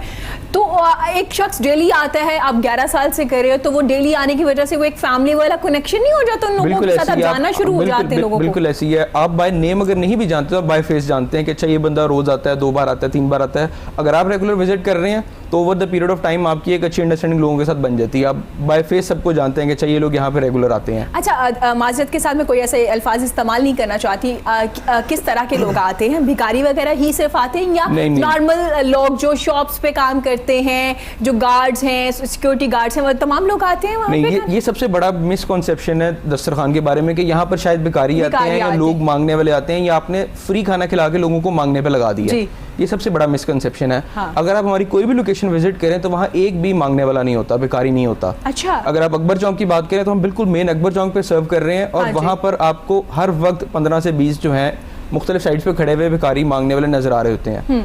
उनमें से कोई भी हमारे दस्तरखान पे नहीं आता। ठीक है। लोगों का ये बहुत बड़ा मिसकंसेप्शन है कि अगर आपने उनको खाना खिला दिया है तो वो आएंगे, खाना खाएंगे और सो जाएंगे। ऐसा नहीं है, और भी बहुत सी जरूरियात हैं। हमें ये लगता है कि अगर दूसरों को खाना या आसानी बहुत ज्यादा दे दी जाएगी तो हमारी कौम काम नहीं करती, वो आसानी की तरफ आ जाएगी कि 3 टाइम खाना मिल रहा है तो ठीक है, काम करने की क्या जरूरत है। बिल्कुल ऐसे नहीं है, और जो लोग हमारे पास काम करते हैं वो सब ऑलरेडी जॉब कर रहे हैं। अब देखिए, वो लोग जो ऑलरेडी जॉब कर रहे हैं और वो दूसरे शहर से कहीं से आए हुए हैं, तो उनका डेली जो है अगर वो 200 से 250 रुपए खर्च करें खाने के ऊपर, क्योंकि 70 लंच, 70 डिनर और 40 रुपीज अगर आपका सिर्फ लग रहा हो उसके ऊपर ब्रेकफास्ट पे, तो आपके 200 के राउंड की फिगर हो जाती है। ठीक है। एक बंदा जो 15 से 17,000 सैलरी ले रहा है, अगर वो 6,000 अपने खाने पे खर्च कर देगा, तो बाकी फिर उसकी सेविंग्स क्या है, वो अगर उसकी फैमिली कहीं गांव में रहती है वो वहाँ क्या भेजेगा? अभी ये सिर्फ खाना है, इस पर उसने रहना भी है, फिर बाकी उसकी ज़रूरियात भी हैं। तो हमारा ये जो खाना है ये सिर्फ खाना नहीं है, ये हर उस बंदे के लिए उसके 6,000 रुपीज़ का पैकेज है, जो यहाँ पे अगर 3 टाइम खाना खा लेता है तो अपना 6,000 सेव कर सकता है। अच्छा, और इसका मतलब है कि सफेद पोश लोग आते हैं यहाँ पे जो जॉब भी करें, मेहनत भी करें, लेकिन चूंकि इतनी ज्यादा इनकम नहीं है, तो वो लोग ज्यादा फायदा उठाते हैं। ये 6,000 रुपीज़ की फाइनेंशियल सपोर्ट है। और अगर हम इसको दूसरे वर्ड्स में कहें तो जिसके पास लिबास नहीं है उसके लिए लिबास है, नाउमीद के लिए उम्मीद है, बिल्कुल, और एंड पे एक भूखे के लिए ये खाना है। बिल्कुल, क्या बात है। तो ये बहुत सारे लोगों के पर्पसेस सर्व करता है। इसकी सक्सेस स्टोरीज भी हैं हमारे दस्तरखान की। अच्छा, जबरदस्त। जैसे लास्ट कुछ अर्सा पहले एक लड़के से मुलाकात हुई थी, वो गांव से मूव हुआ था लाहौर। जी। ठीक है, he was a BCom graduate और वो ट्यूशंस पढ़ा रहा था। अच्छा। अब उससे जब मेरी कोई थोड़ी सी उससे मुलाकात हुई तो उसने बताया कि उसके लिए बिल्कुल पॉसिबल नहीं था लाहौर में सर्वाइव करना अगर वो यहाँ से खाना ना खा रहा होता, क्योंकि उसका एक रिलेटिव, कोई फ्रेंड था जिसके पास वो रह रहा था, तो उसके रहने का कोई मसला नहीं था। उसके बाद मसला आता था ट्रैवलिंग का, वो कह रहा था मैं पैदल कर लेता हूँ पास ही, क्योंकि मैंने पढ़ाना होता है। उसमें सब थर्ड चीज थी उसका खाना, और वो 3 टाइम का खाना वहाँ खा रहा था, और बकौल उसके कि अगर वो यहाँ ना खाना खा रहा होता तो वो लाहौर में सर्वाइव नहीं कर सकता था। बिल्कुल, क्योंकि एक्सपेंसिव हो जाता है ना, आप कहीं से जाके बाई करें, कहीं दूसरे शहर से अगर आप ट्रिप पे भी 2-4 दिनों के लिए जाएं तो आपको जो खाने की कॉस्ट है बहुत ज्यादा फील होनी शुरू हो जाती है। बिल्कुल, तो हम लोग भी कहीं ट्रैवल करें तो हमारी कोशिश होती है कि हम ऐसी जगह स्टे करें जहाँ पे खाना वगैरह उनका हो जाए, बाकी हम सब कर लेंगे। बिल्कुल ऐसी है। अब जो बंदा दूसरे शहर से मूव किया हुआ है और बिल्कुल नया है, सेविंग्स नहीं है, जॉब कर रहा है, कैरियर प्रोग्रेशन के लिए आया हुआ है, उसके लिए सर्वाइव करना बहुत मुश्किल हो जाता है लाहौर के हालात में। मतलब सफेद पोश लोग ज्यादा फायदा उठा रहे हैं। आपने जैसे जिक्र किया, भिखारी जो मांगने वाले ट्रैफिक सिग्नल्स पे खड़े होते हैं वो लोग बिल्कुल प्रेफर नहीं करते, क्योंकि वो इतना अर्न कर लेते हैं वहां से, उन्हें जरूरत नहीं फील होती। ठीक हो गया, क्योंकि अली मुकद्दस भी हमारे साथ मौजूद है। अली मुकद्दस कितना जबरदस्त काम कर रहे हैं। खाना खिलाना तो वैसे भी इस्लाम में है कि अगर आपकी रिस्क कम होना शुरू हो जाए तो अपने घर का जो रिस्क है वो तकसीम करना शुरू कर दो। ऐसी है, मैं ये सोच रहा था, मैं अक्सर मेरा वहाँ से गुजर होना, देखा था कि कितना प्यारा काम कौन कर रहा है। अच्छा, जबरदस्त, आपने देखा है? हाँ बिल्कुल, मैं गवाह हूँ इस चीज का। और मजे की बात देखिए, कितनी खूबसूरत बात है कि ये सुन्नतें बांट रहे हैं। क्या बात एक तो बांटना, ऊपर से भूखे को खाना खिलाना, और उनको तरगीब देना कि ऐसे साफ करना है और ऐसे इसको बाद में पुट ऑन करना है। क्या बात है। ट्रेनिंग भी हो रही है ना? ट्रेनिंग हो रही है, बिल्कुल ऐसे ही है। जबरदस्त। और यही खूबसूरती है इनके काम की। मुझे बड़ी खुशी हुई है कि मैं इनसे आज रूबरू मिल सका हूँ इस हवाले से। क्या बात है, जबरदस्त। बहुत अच्छा काम कर रहे हैं अलमाइदा ट्रस्ट वाले। और खुशी इस चीज़ की भी है कि कितने कम लोगों से स्टार्ट किया था और माशाल्लाह आप डिफरेंट प्लेसेस पे दस्तरखान लग रहे हैं आज हमारे। हाँ, जहाँ पे पैसों का तो मसला चलता ही रहता है कि जॉब नहीं है, वो सबसे बड़ा मसला जो है भूख है। अभी भी वायरस की जब बात की जाती है तो बहुत से लोगों ने लिखा है, उनके हमारे पीएम ने भी कहा कि वायरस से हम शायद बच जाएंगे लेकिन भूख से लोग मर जाएंगे। तो भूख का इलाज खाना है, और खाने के लिए अगर इतनी आसानी है तो अल्लाह ताला तो वैसे इतनी आसानियाँ पैदा कर देता है। बिल्कुल। अली मुकद्दस, आपसे पूछना चाहूँगी, बिजनेस की बात तो जैसे चल रही है, तो बिजनेस में एक टीम होती है, टीम वर्क हो रहा होता है, तो आपके से कितने लोग मुंसलिक है? क्योंकि चीन में भी आपका ऑफिस है, पाकिस्तान पाकिस्तान में भी है माशाल्लाह से, आप टर्की से भी इंपोर्ट कर रहे हैं, वहाँ से चीज़ें भी कर रहे हैं, तो कितना लोग काम करें और टीम की जो एक होती है स्ट्रेंथ होती है, ये टीम का काम करना साथ बड़ा ज़रूरी है, कितना ज़रूरी समझते हैं आप? अच्छा, अगर आप दुनिया के बेहतरीन बिजनेस के केस स्टडीज़ करें, हाँ जी, तो उसमें कुछ चीज़ें बिल्कुल टॉप ऑफ द लिस्ट आती हैं, 3-4 चीज़ें, जिसमें एक आपकी लीडरशिप जी, एक आपका टीम होना, एक आपकी प्लानिंग, एक आपका आइडिया और एक इम्प्लीमेंट। ठीक है, अब आप पे डिपेंड करता है कि आपकी लीडरशिप कितनी स्ट्रांग है, कि आप टीम कितनी अच्छी बनाते हैं। हाँ जी, मैं इस टाइम काम करूँ 15 लोगों के साथ, जो हमारा सब ऑफिस लाहौर में है। अच्छा। 15 लोग हैं और हमारे 4 लोग काम कर रहे हैं इस टाइम चाइना में। ज़बरदस्त। ये परमानेंट हमारे पास लोग काम करते हैं और अल्हम्दुलिल्लाह मैं तवस्सुल से बताना चाहूँगा कि लोगों ने सैलरीज काटी कोरोना की वजह से, और किसी ने कोई कम कर दी, ज़्यादा कर दी, लेकिन अल्हम्दुलिल्लाह हमारी कंपनी ने अपने हर एम्प्लॉय को 10,000 एक्स्ट्रा दिया फी एम्प्लॉय, माशाल्लाह, कि क्योंकि हमारे कुछ सेल टारगेट BSP उनकी इनकम होती है, तो सेल्स तो बिल्कुल होगी ज़ीरो जी। तो इंशाल्लाह अगर अल्लाह का साथ रहा और यकीन कामिल रहा तो नुकसान तो पूरा हो जाएगा इंशाल्लाह। हाँ जी, तो हमारा मज़हब भी यही कहता है, हमारा ईमान भी यही कहता है कि हम इस मुश्किल वक्त में एक दूसरे के साथ खड़े हो जाएं। और क्योंकि जब आप अल्लाह की राह पे कुछ भी डोनेट करते हैं, बेशक वो खाना हो, कपड़े हो, कुछ भी हो, इवन कि आप छोटी सी चीज़ या खुशियाँ भी आप अगर डोनेट करते हैं, तो वो अल्लाह के साथ तजारत होती है, और जब अल्लाह के साथ आप ट्रेड करते हो तो नुकसान तो हो ही नहीं सकता ना। बड़ी मज़े की बात की है आपने। अक्सर हम ना बात को मुख्तसर कर देते हैं और अपने रिस्क को एक कुएं के अंदर बंद कर देते हैं कि ये क्या है कि जो रिस्क है वो सिर्फ रुपया और पैसा है। ऐसे नहीं है, मैंने रिसर्च पढ़ी, इस पर लिखा हुआ था कि रिस्क की इकसाम 200 से ज़्यादा है, जिसमें सुकून सबसे पहले, आपके माँ बाप का सर पे होना सबसे पहले, औलाद का होना सबसे पहले, आप में अच्छे दोस्तों की सोबत मिलना सबसे पहले। अच्छा रिस्क, हज़रत अली का कॉल भी है जनाब। यस बिल्कुल ऐसे ही है। अच्छा रिस्क होना, अच्छा रिस्क सिर्फ पैसे या ये नहीं है, हाँ। उसका अच्छे दोस्तों का होना, फैमिली को ना, ये भी रिस्क में है। अच्छा नेक ख्याल अच्छा रिस्क है, अच्छी सोच, अच्छे दोस्तों की सोहबत।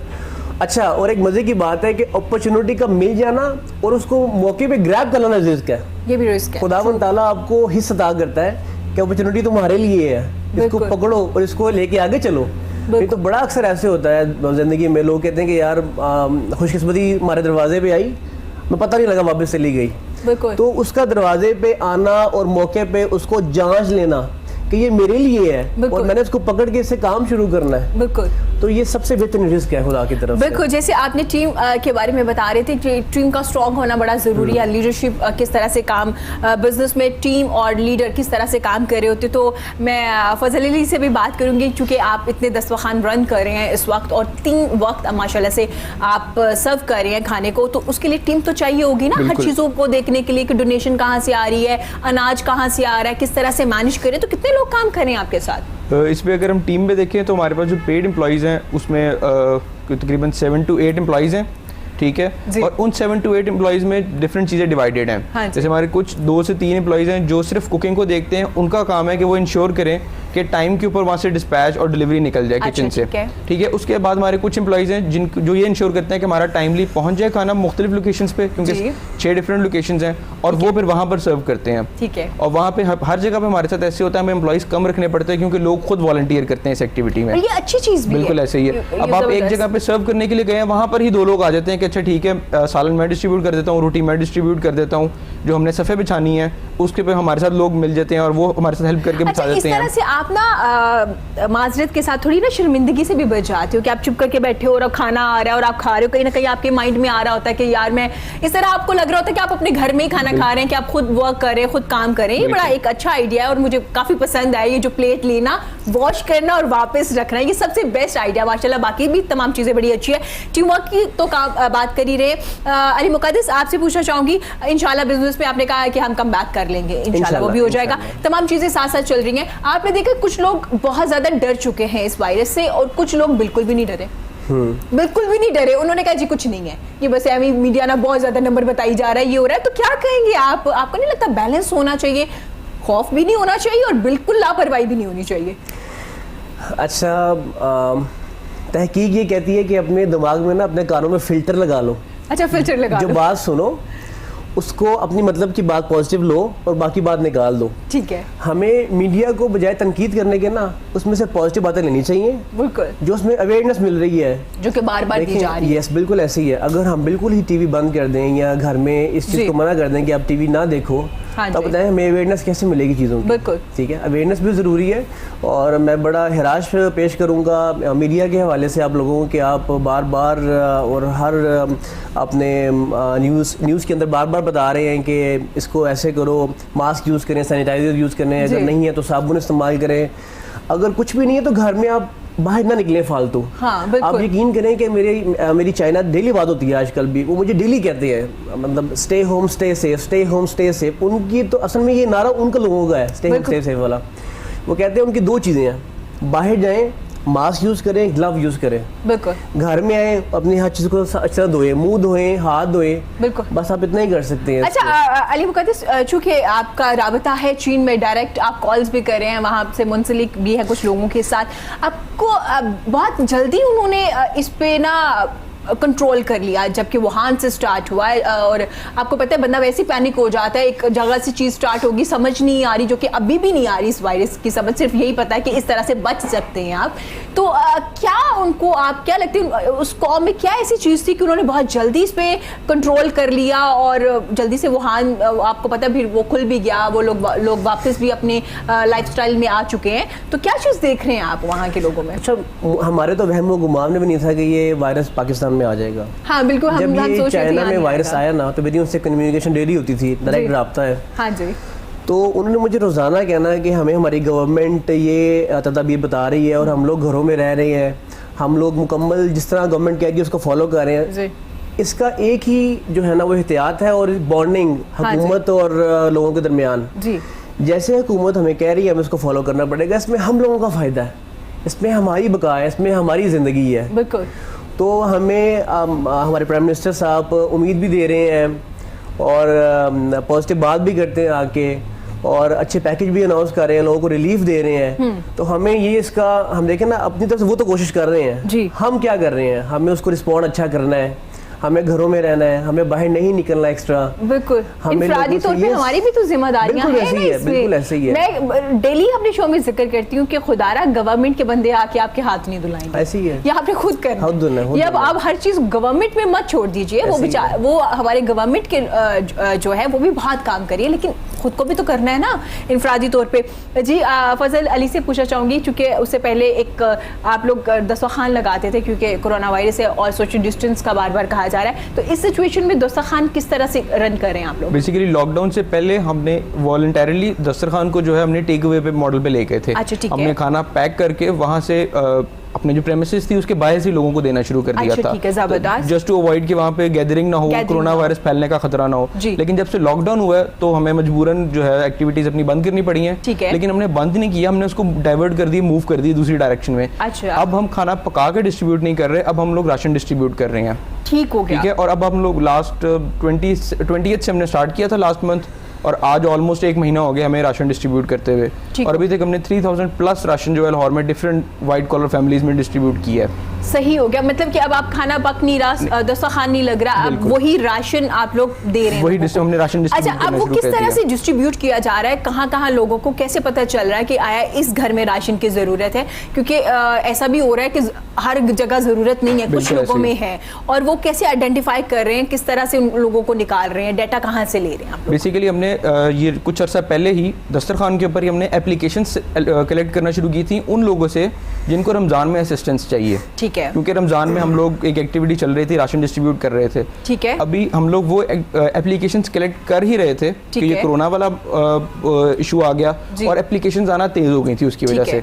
ठीक है, तो जब हमने राशन डिस्ट्रीब्यूट करना स्टार्ट करना था ना, उस वक्त हमारे पास 1000 प्लस एप्लीकेशन ऑलरेडी आ गई हुई थी, जिसमें लोगों ने अपनी डिटेल्स दी हुई थी, अपना घर का एड्रेस, बिजली का बिल, हैंड रिटन एप्लीकेशन, सारी डिटेल्स ऑलरेडी दी हुई थी। तो हमारे पास एक बहुत अच्छा डेटाबेस था लोगों को सर्व करने के लिए। जबरदस्त। ठीक है, हमने सबसे पहले उन लोगों को टारगेट किया जिन्होंने हमें खुद अप्रोच किया था, कॉन्टेक्ट किया था, ठीक है, हमने पहले उनको वेरीफाई किया। वेरिफिकेशन में था कि हमारा एक रिप्रेजेंटेटिव जाके इंश्योर करता था कि वो बंदा वाकई उस एरिया में रहता है, वो रेंट पे रहता है। और अगर एक बंदा रेंट पे रहता है, एक रीजनेबल लोकेलिटी है, मतलब आप समझ जाएं कि वो गांव के पास रहता है जी, तो हम इज्यूम कर लेते हैं कि वो जो भी जॉब कर रहा है इस वक्त उसकी इनकम बहुत कम है। और जब लॉकडाउन हुआ तो मेजॉरिटी लोग जो उन एरियाज में थे उनसे हमने कंफर्म किया तो वो daily wagers, security guard, labourers या फ्रूट बेचने वाले, रिक्शा चलाने वाले, बहुत बड़ी तादाद उन लोगों की जो अफेक्ट हुए हैं इससे। बिल्कुल।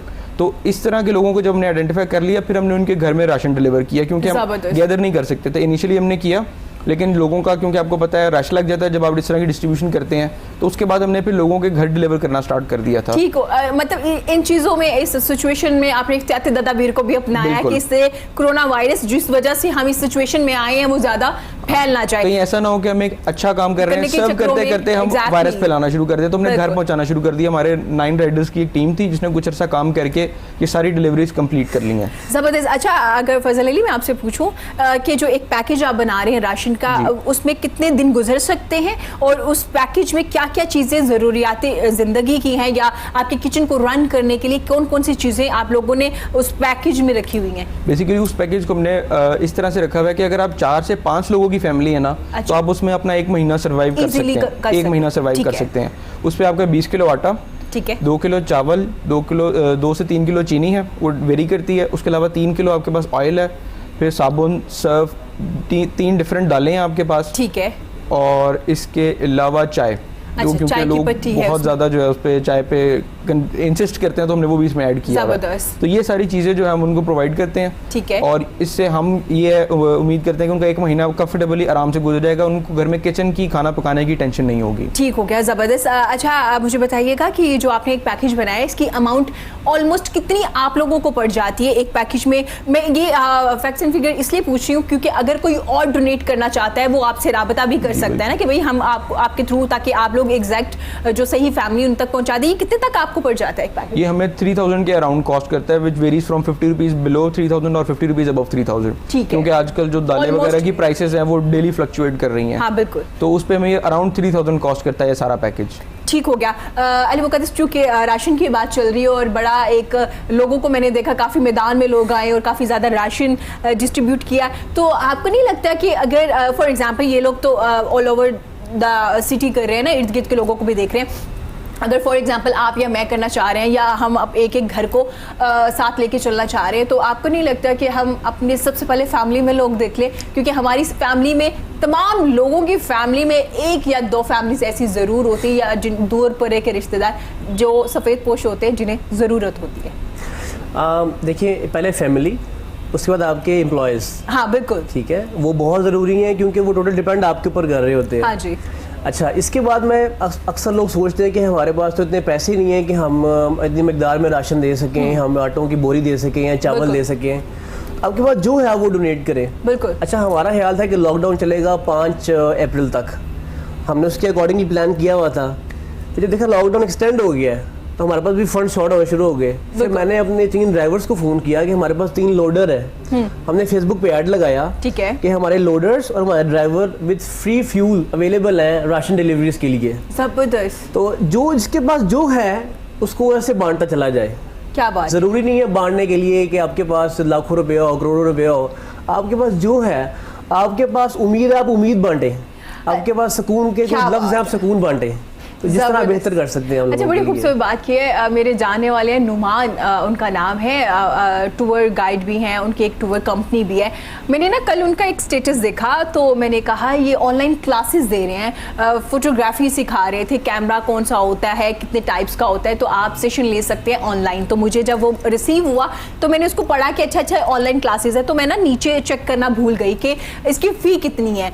थोड़ी देर बाद उन्होंने मुझे कहा कि काइंडली आप इसको ना डिफरेंट ग्रुप्स में सेंड कर दीजिए। तो मैंने भी देखा, फिर गौर से मैंने देखा तो बहुत कम अमाउंट थी, 2000। चूँकि वो डिफरेंट यूनिवर्सिटीज़ में एज अ टीचर भी काम कर चुके हैं, डिफरेंट क्लासेस भी दे चुके हैं, तो मैंने सोचा इतने कम पैसों में ये ऑनलाइन क्लासेस दे रहे। तो फिर उन्होंने नीचे लिखा हुआ था ये जो काम या ये क्लासेस मैं दे रहा हूँ वो इसलिए है कि जो मुझे पैसे इससे आएंगे वो मैं डोनेट कर दूंगा। मुझे इतना खूबसूरत लगा, और 7-8 सेशन एक दिन में कर रहे हैं, और मुझे इसका मतलब है कि आप अपनी सर्विसेज भी प्रोवाइड कर सकते हैं लोगों को, दूसरों को हेल्प करने के लिए। ज़रूरी नहीं है कि आप बहुत ज़्यादा अमाउंट इकट्ठी करें।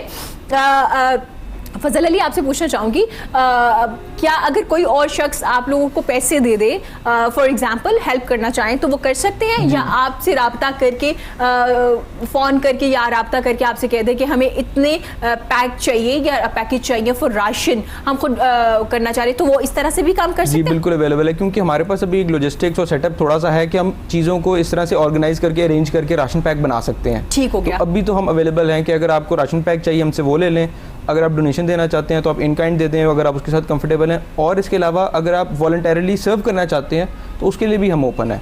इस पे ये था क्योंकि जब हमने पैकिंग करनी होती है तो उसमें आपने 500-700 के एक लॉट तैयार करनी होती है बॉक्सेस की। उसके लिए अगर आपके पास 2-3 एम्प्लॉइज़ हैं तो आपको वॉलंटियर्स चाहिए होते हैं। ठीक है। अभी इस तरह से है कि हमारे साथ खुरम साहब हैं, उनके कुछ वॉलंटियर्स हैं, तो जब हमने पैकिंग करनी होती है हम उनको कॉल कर लेते हैं और वो लोग आके हमारे साथ सारी पैकिंग करवा देते हैं।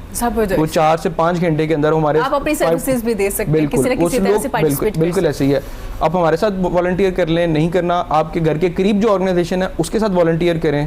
आपके पास देखिए बहुत सारे एरियाज हैं, आप पैकिंग में वॉलंटियर कर सकते हैं, आप वेरिफिकेशन में वॉलंटियर कर सकते हैं, आप डिलीवरी में वॉलंटियर कर सकते हैं। इसके अलावा अगर आप कुछ नहीं कर सकते, वाइट कॉलर फैमिलीज आइडेंटिफाई करके बता दें, सिर्फ कॉल करके बता दें जी ये वाइट कॉलर है, आप इसको जरूर डिलीवर कर दें, खाना पहुंचा दें, राशन पहुंचा दें, उनको बुला लें बेशक। ये बहुत जरूरी है कि इस वक्त मसला जो वाइट कॉलर फैमिलीज को आइडेंटिफाई करने का, आप ये कर सकते हैं, और अगर आप कुछ नहीं कर सकते। अच्छा, तो इस तरह भी कभी हुआ है कि इस तरह से फेक्स कॉल आ गई, या जो आप लोगों को एप्लीकेशंस आई वो लोग वैसे ही नहीं निकले, या नहीं कभी भी ऐसा नहीं इस तरह के कुछ इंसिडेंट्स थे, बिल्कुल थे, लेकिन उनकी परसेंटेज बहुत कम थी। ऐसा नहीं था कि 50%, 40%, 30%, वो माइनर 2-3% थे। उस पर यह था कि जो हमारा राइडर उनको डिलीवर करने जाता है वो फिर उनको डिलीवर नहीं करता, वो उनको फिर रिफ्यूज करके माजरत करके वापस आ जाता है, क्योंकि उनका जो फाइनेंशियल स्टेटस जो उन्होंने उस एप्लीकेशन में लिखा था उसके मुताबिक नहीं था। ठीक हो गया, सही हो गया। तो मुझे बताइएगा फजल अली, जैसे पहले आप खाना बना के कर रहे थे और पैकेज कर रहे थे, उसमें ज़रा ज़्यादा इजी था, या अब ये वाला काम ज़्यादा आपको लोगों को फैसिनेट कर रहा है कि ये ज़्यादा अच्छा है कि आप लोग राशन घरों में देना शुरू कर दिया? ये बेसिकली दोनों जो काम है ना उनकी अलग इंपॉर्टेंस है। अच्छा। उसमें आप डेली वेजर को रोज़ काम करने वाले को सर्व कर रहे हैं, उसको एक रिलीफ दे रहे हैं बेसिकली, और इसमें आप पूरी उन लोगों को दे रहे हैं जो लाहौर में है। इसमें अगर वो कैटेगरी देखें जो दूसरे शहर से लाहौर आई थी वो सब वापस जा चुके हैं, ऑलमोस्ट सब, अगर सारे नहीं तो बिल्कुल ठीक है। तो यहाँ पर आप लोकल लोकेलिटी को सर्व कर रहे हैं, और इसमें कुछ आसानी इस तरह से है कि इसमें आपके पास वो टाइम की जो एक है ना लिमिटेशन वो नहीं है। इसमें आप राशन डिस्ट्रीब्यूट कर रहे हैं, सुबह 1 बजे कर लें, आप 3 बजे कर लें, आप 2 बजे कर लें, ये आपके ऊपर है, ठीक है। अदरवाइज अगर आप खाना डिस्ट्रीब्यूट कर रहे हैं, आपने 12 बजे कमिट किया हुआ लोगों के साथ, तो आपने 12 बजे स्टार्ट करना है, क्योंकि जो दूसरा आप काम करने वाला आया है आपके पास, उसने भी आगे कहीं जाना है, उसकी भी लंच ब्रेक है, उसके पास भी एक लिमिटेड टाइम है, तो वहाँ पर आपके पास एक टाइम जो है ना बड़ा ही क्रिटिकल फैक्टर है जो यहाँ पे नहीं है। अच्छा फजल अली, इसका मतलब है कि जैसे इंशाल्लाह हम कम बैक करेंगे, ये लॉकडाउन खत्म होगा, तो दस्तरखान उसी से रौनकें दोबारा से शुरू हो जाएंगे। जैसे ये लॉकडाउन गवर्नमेंट अनाउंस करेगी खत्म हो गया, तो हम इंशाल्लाह दोबारा स्टार्ट करेंगे, जिस तरह पहले चल रहा था उसी तरह चलाएंगे इंशाल्लाह। अली मुकद्दस, मैं आपसे भी पूछना चाहूँगी, जैसे आपने जिक्र किया कि कुछ लोगों ने सैलरीज रोक ली, कुछ लोगों ने नहीं दी, लेकिन वहीं पे ये भी देखने में आया कि कुछ लोगों ने अपने ही एम्प्लॉय में की सैलरीज नहीं दी, लेकिन डोनेट करने के लिए सड़कों पे खड़े हो गए हैं डोनेट करने के लिए। तो आपको नहीं लगता कि पहले सैलरीज दे दी जाएंगी, उसका भी उतना ही सवाब है? बड़ा मुझे खूबसूरत बात याद आ गई आपसे। अक्सर कहा जाता है कि हम लोग अपने घर को छोड़ के बाहर इमदाद करते फिरते हैं जी, तो पहले अपने वर्कर्स को देखना चाहिए। बड़ी खूबसूरत बात की है हुआ साहब ने कि हकदार को तलाश करके उस तक पहुँचाना। अब तो सबसे मुश्किल काम ये आजकल के ज़माने में कि हकदार आपको मिल जाए, नहीं तो इंसान देते यही सोचता है कि पता नहीं यार ये हकदार है भी या नहीं है। अगर आपका ये डर, ये फियर खत्म हो जाए कि जिसको मैं दे रहा हूँ ये सही जगह है, आप यकीन करें कि जो डोनेशंस की जो अमाउंट है वो मल्टीप्लाई बाय 5 हो जाए आज के ज़माने में। बिल्कुल ऐसे ही है, और आसानी भी हो जाए ना, ये 25 तो इजीली हम लोग कवर कर सकते हैं अगर तमाम लोग ही करना शुरू कर दें। सर, आप कोई मैसेज देना चाहेंगे? हाँ बिल्कुल, मैसेज दूंगा अपने नौजवानों को जो है काम करना चाहते हैं, किसी भी हवाले से आप बिज़नेस करना चाहते हैं। हमारा एक फोबिया होता है कि मेरे पास बहुत ज़्यादा कैपिटल आएगा तो मैं काम करूँगा, बहुत पैसे आएंगे तो मैं काम करूँगा। रसूल खुदा के पास एक सहाबी है, या रसूलल्लाह, बहुत माली मुश्किलात हैं और कुछ भी नहीं है, तो उनका तुम्हारा पैसे कितने हैं? उनका पैसे कोई नहीं है। अच्छा तुम्हारे पास क्या है? उनका मेरे पास एक ज़रा है, वो ज़रा लेके आओ। उसकी ज़रा बेची, उससे जो पैसे आए उससे एक कुल्हाड़ी ली और कहा कि ये लो जाओ जंगल में लकड़ियाँ लेके आओ और उसको बेचो। हमें तो एंटरप्रेन्योरशिप की शुरुआत और स्टार्टअप की शुरुआत की इस्लाम ने दी हुई है ना। हम तो फॉलो करते हैं टोनी रॉबिन्स को या और रिनाउंड प्रोफेशनल्स को, exactly. तो हम रसूल खुदा की ज़िंदगी से, अहले बैत की ज़िंदगी से उठाएं तो बेशुमार मिसालें मिलती हैं। तो ज़रूरी नहीं है कि कैपिटल आपके पास लाखों रुपया हो, थोड़े से शुरू करें, आपका स्पार्क बड़ा हो, आपका आइडिया बड़ा हो, आपका विजन बड़ा हो, तो इंशाल्लाह परवरदिगार आलम एक बार आपको कहीं कहीं पहुंचा देगा। बिल्कुल, इसका मतलब है कि एंटरप्रेन्योरशिप तो इस्लाम में ही स्टार्ट हो गई थी, ट्रेड करने का, तिजारत करने का कहा गया।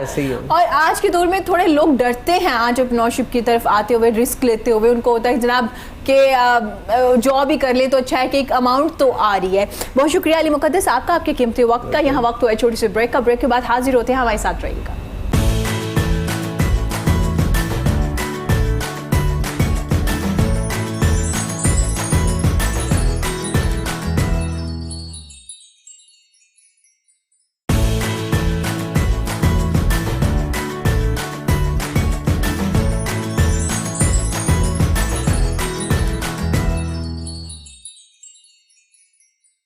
वेलकम बैक जी। गुफ्तगू का सिलसिला जारी है। मेरे साथ मेरे बड़े प्यारे मेहमान मौजूद थे। अली मुकद्दस इस वक्त जा चुके हैं। हमें ज्वाइन किया है ब्रेक के बाद जी मोहामिद ने। वेलकम टू द शो मोहामिद, कैसे हैं आप? अल्लाह का शुक्र, ठीक ठाक। सबसे पहले तो आपका शुक्रिया, आपने अपने चैनल पे बुलाया। मोहामिद आपका बहुत शुक्रिया, क्योंकि ये जो सिचुएशन है यहाँ पे ट्रैवल करना और गैर ज़रूरी तौर पे घरों से निकलना मना किया गया है। चूँकि आप लोग हमारी एक कॉल पे आ जाते हैं। आप तमाम लोगों का बहुत शुक्रिया जो मेरे शो पे, जो मेरे मेहमान आते हैं।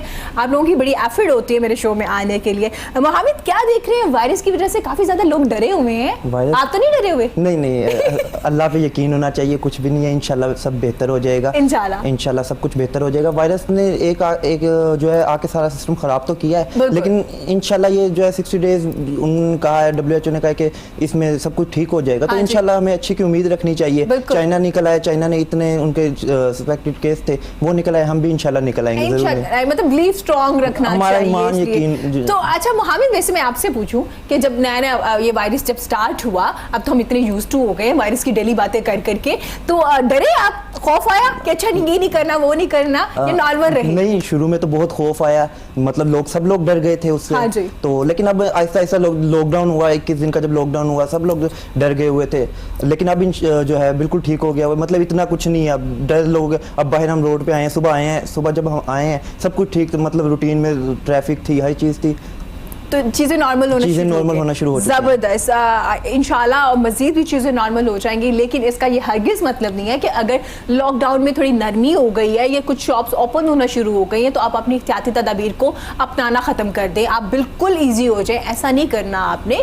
आप अपने अगर काम पे जा रहे हैं तो यकीनन काम करना भी ज़रूरी है, घरों से बाहर आना भी ज़रूरी है, तो कोई मसला नहीं। लेकिन करना सिर्फ आपने ये कि जो एहतियाती तदाबीर है उनको अपनाना है, उनको छोड़ना नहीं। अगर आप उनको छोड़ देंगे ना तो मसाइल ज़्यादा होना शुरू होंगे। जैसे कि आपको पता है कि पाकिस्तान में केसेस ज़्यादा होना शुरू हो गए। डेली आप देखते हैं फैक्ट्स एंड फिगर, तो उसके मुताबिक केसेस डे बाय डे ज़्यादा हो रहे हैं। उसकी रीज़न सिर्फ ये है कि आप लोग एहतियाती तदाबीर जो है उसको अपना नहीं रहे, ख्याल नहीं रख रहे, गैर ज़रूरी तौर पर घरों से बाहर जा रहे हैं। और फजल अली, आपसे भी पूछना चाहूँगी, आपने देखा है कि जैसे लॉकडाउन में थोड़ी सी नरमी आई तो लोगों की तादाद ज़्यादा आना शुरू हो गई, सड़कें बिल्कुल भरना शुरू हो गई हैं। जैसे कल भी जब मैं ऑफिस से वापस जा रही थी तो मुझे अच्छा खासा ट्रैफिक काफ़ी दिनों के बाद नजर आया। तो आपको नहीं लगता कि थोड़ा ख्याल रखना चाहिए? अगर गवर्नमेंट की तरफ से लॉकडाउन में थोड़ी नरमी आई, कुछ शॉप्स ओपन कर दी गई हैं, तो फिर भी हमें थोड़ा एहतियात करना चाहिए? जी बिल्कुल, क्योंकि अगर गवर्नमेंट ने थोड़ी सी रिलैक्सेशन दी है, लोगों के जो हालात हैं थोड़े से बेहतर हो जाए, जो कुछ स्पेसिफिक सेक्टर्स को अलाउ किया है, तो उन सेक्टर के अलावा जो लोग जिनका कोई काम नहीं है वो बाहर ना निकलें।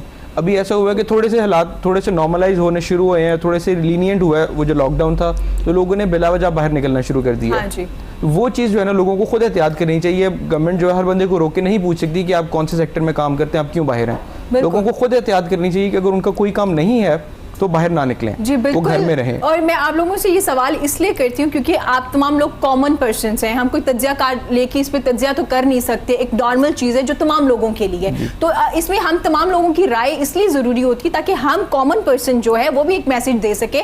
एक कॉमन पर्सन जो फील करता है, मेरा ख्याल है कि वो जो चीज़ों से गुजर रहे होते हैं वो तो दूसरे लोग नहीं गुजर रहे होते। तो इसलिए आपसे ये सवाल करना इसलिए भी ज़रूरी हो जाता है कि भाई बताइए कि ऐसा होना चाहिए या नहीं होना चाहिए। तो आप क्या कहते हैं? आपने देखा रश थोड़ा ज्यादा हो गया? आज सुबह तो मैं जब आया था तो लग ही नहीं रहा था कि लॉकडाउन है, हर जगह पे वापस हो गया ना, तमाम लोग वापस आना, मतलब काफी सारे बिजनेस गवर्नमेंट ने रिलैक्सेशन दे दिए, काफी सारे बिजनेस खुल गए। अब कोई 2-4 बिजनेस रह गए हैं, वो भी खुल जाएंगे इंशाल्लाह आने वाले 1 हफ्ते में। और जो है 28 तारीख तक मेरे ख्याल से मुझे लगता है कि जो है ना सारा लॉकडाउन और मामला ठीक, क्योंकि पाकिस्तान में जैसे वज़ीर ने खुद कहा था कि 25 अप्रैल तक 25,000 से लेके 50,000 तक केसेस आ सकते थे, लेकिन ऐसा कुछ नहीं हुआ। आज जो सुबह की रिपोर्ट 8,000 हमारे टोटल केसेस जो है ना 8,000 के करीब केसेस है, और उसमें से भी जो हमारी रेशियो है ठीक होने की वो काफ़ी मुल्कों से बहुत अच्छी है। मतलब हमारे जो यहाँ पे लोग ठीक हो रहे हैं वो काफ़ी मुल्कों से ज़्यादा ठीक हो रहे हैं, इसलिए इतनी टेंशन वाली बात नहीं रही। इधर जो है वो कहते हैं कि जो है ना चीन से कम वो गलत अच्छा, है। नहीं मोहम्मद, आपका बिल्कुल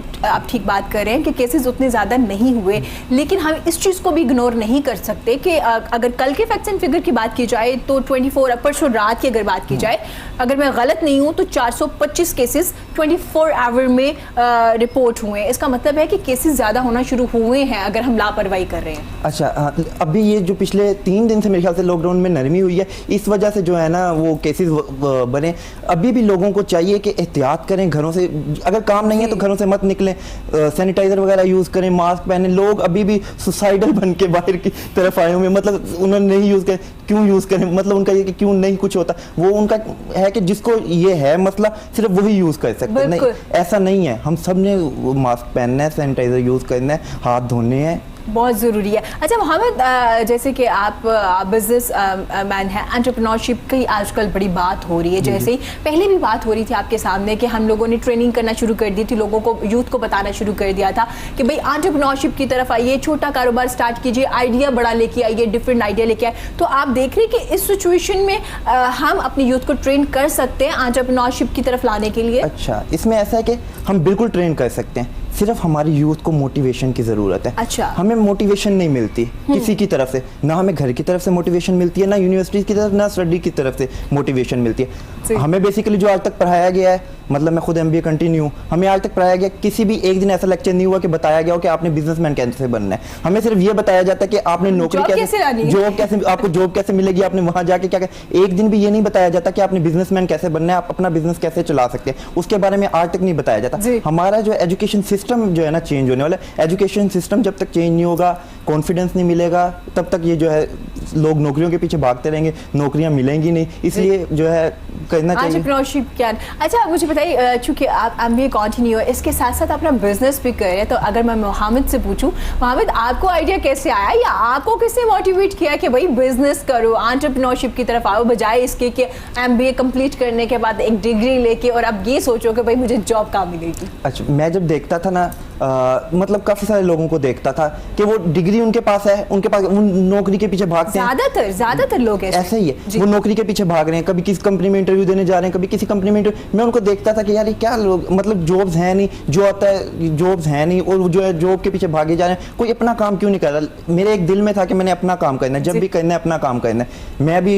बैचलर्स में था तो तब मैंने ये बिजनेस स्टार्ट कर दिया, अल्लाह का शुक्र है मुझे 2 साल हो गए, मैं अपना बिजनेस कर रहा हूँ। शुरू में मुश्किलात होती हैं एंटरप्रेन्योर में, शुरू में बिजनेसमैन को मुश्किलात, काफी मुश्किलात होती हैं। हर बिजनेस में होती है। आपको 1 ईयर ये सोचना है कि मुझे इसको रन कैसे करना है, ना कि आप ये सोचो कि प्रॉफिट कैसे आएगा, क्योंकि हमारे यहाँ कहीं ना कहीं बिजनेस का जो कॉन्सेप्ट है यूथ में वो है कि खूबसूरत सा ऑफिस, एक बड़ी सी चेयर, काफी ज्यादा एम्प्लॉइज आपके काम करें तो आप अपना बिजनेस स्टार्ट करेंगे। इरम, आपकी बात बिल्कुल बजा है, ऐसा ही है। मतलब हमारा माइंडसेट ही ऐसा है कि हमने असल में एम्पायर जिन्होंने खड़े कर दिए, हमने उन लोगों को देख लिया हुआ है, जिन लोगों ने एम्पायर खड़े कर दिए हमने उन लोगों को देख लिया।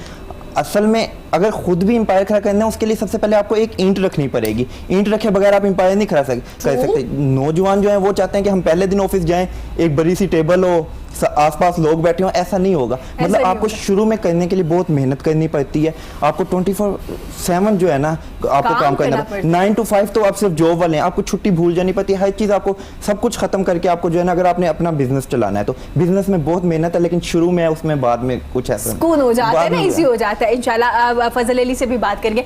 फजल अली, आपने मतलब ट्रस्ट में ही काम करना शुरू कर दिया माशाल्लाह, एक फाइनेंस को देख रहे हैं, तो मुश्किलात होती हैं चीज़ों को मैनेज करना और लेके जाना। एक तो जिम्मेदारी ये है कि आपने सब लोगों को लेके चलना है, फिर उससे भी ज़्यादा ही जिम्मेदारी ये है कि हम जवाब दें हैं। अगर हम किसी से कोई चीज़ ले रहे हैं या हम कोई चीज़ डिस्ट्रीब्यूट करें, डोनेट करें, तो हमें बड़ा फोकस करना पड़ेगा, हर चीज़ को चेक एंड बैलेंस रखना पड़ेगा। जी बिल्कुल ऐसे ही है, और ये मुश्किलात आपकी जितनी भी हैं ये इसको ट्रस्ट को मैनेज करने के लिए ये मल्टीप्लाई हो जाती हैं जब आप साथ एक अपनी प्रोफेशनल जॉब भी कर रहे हो। अच्छा, जबरदस्त। ठीक है, और मैं ACC हूँ, ACC मेंबर हूँ, प्लस मैं साथ A फर्ग्यूसन में कंसल्टेंट जॉब भी कर रहा हूँ।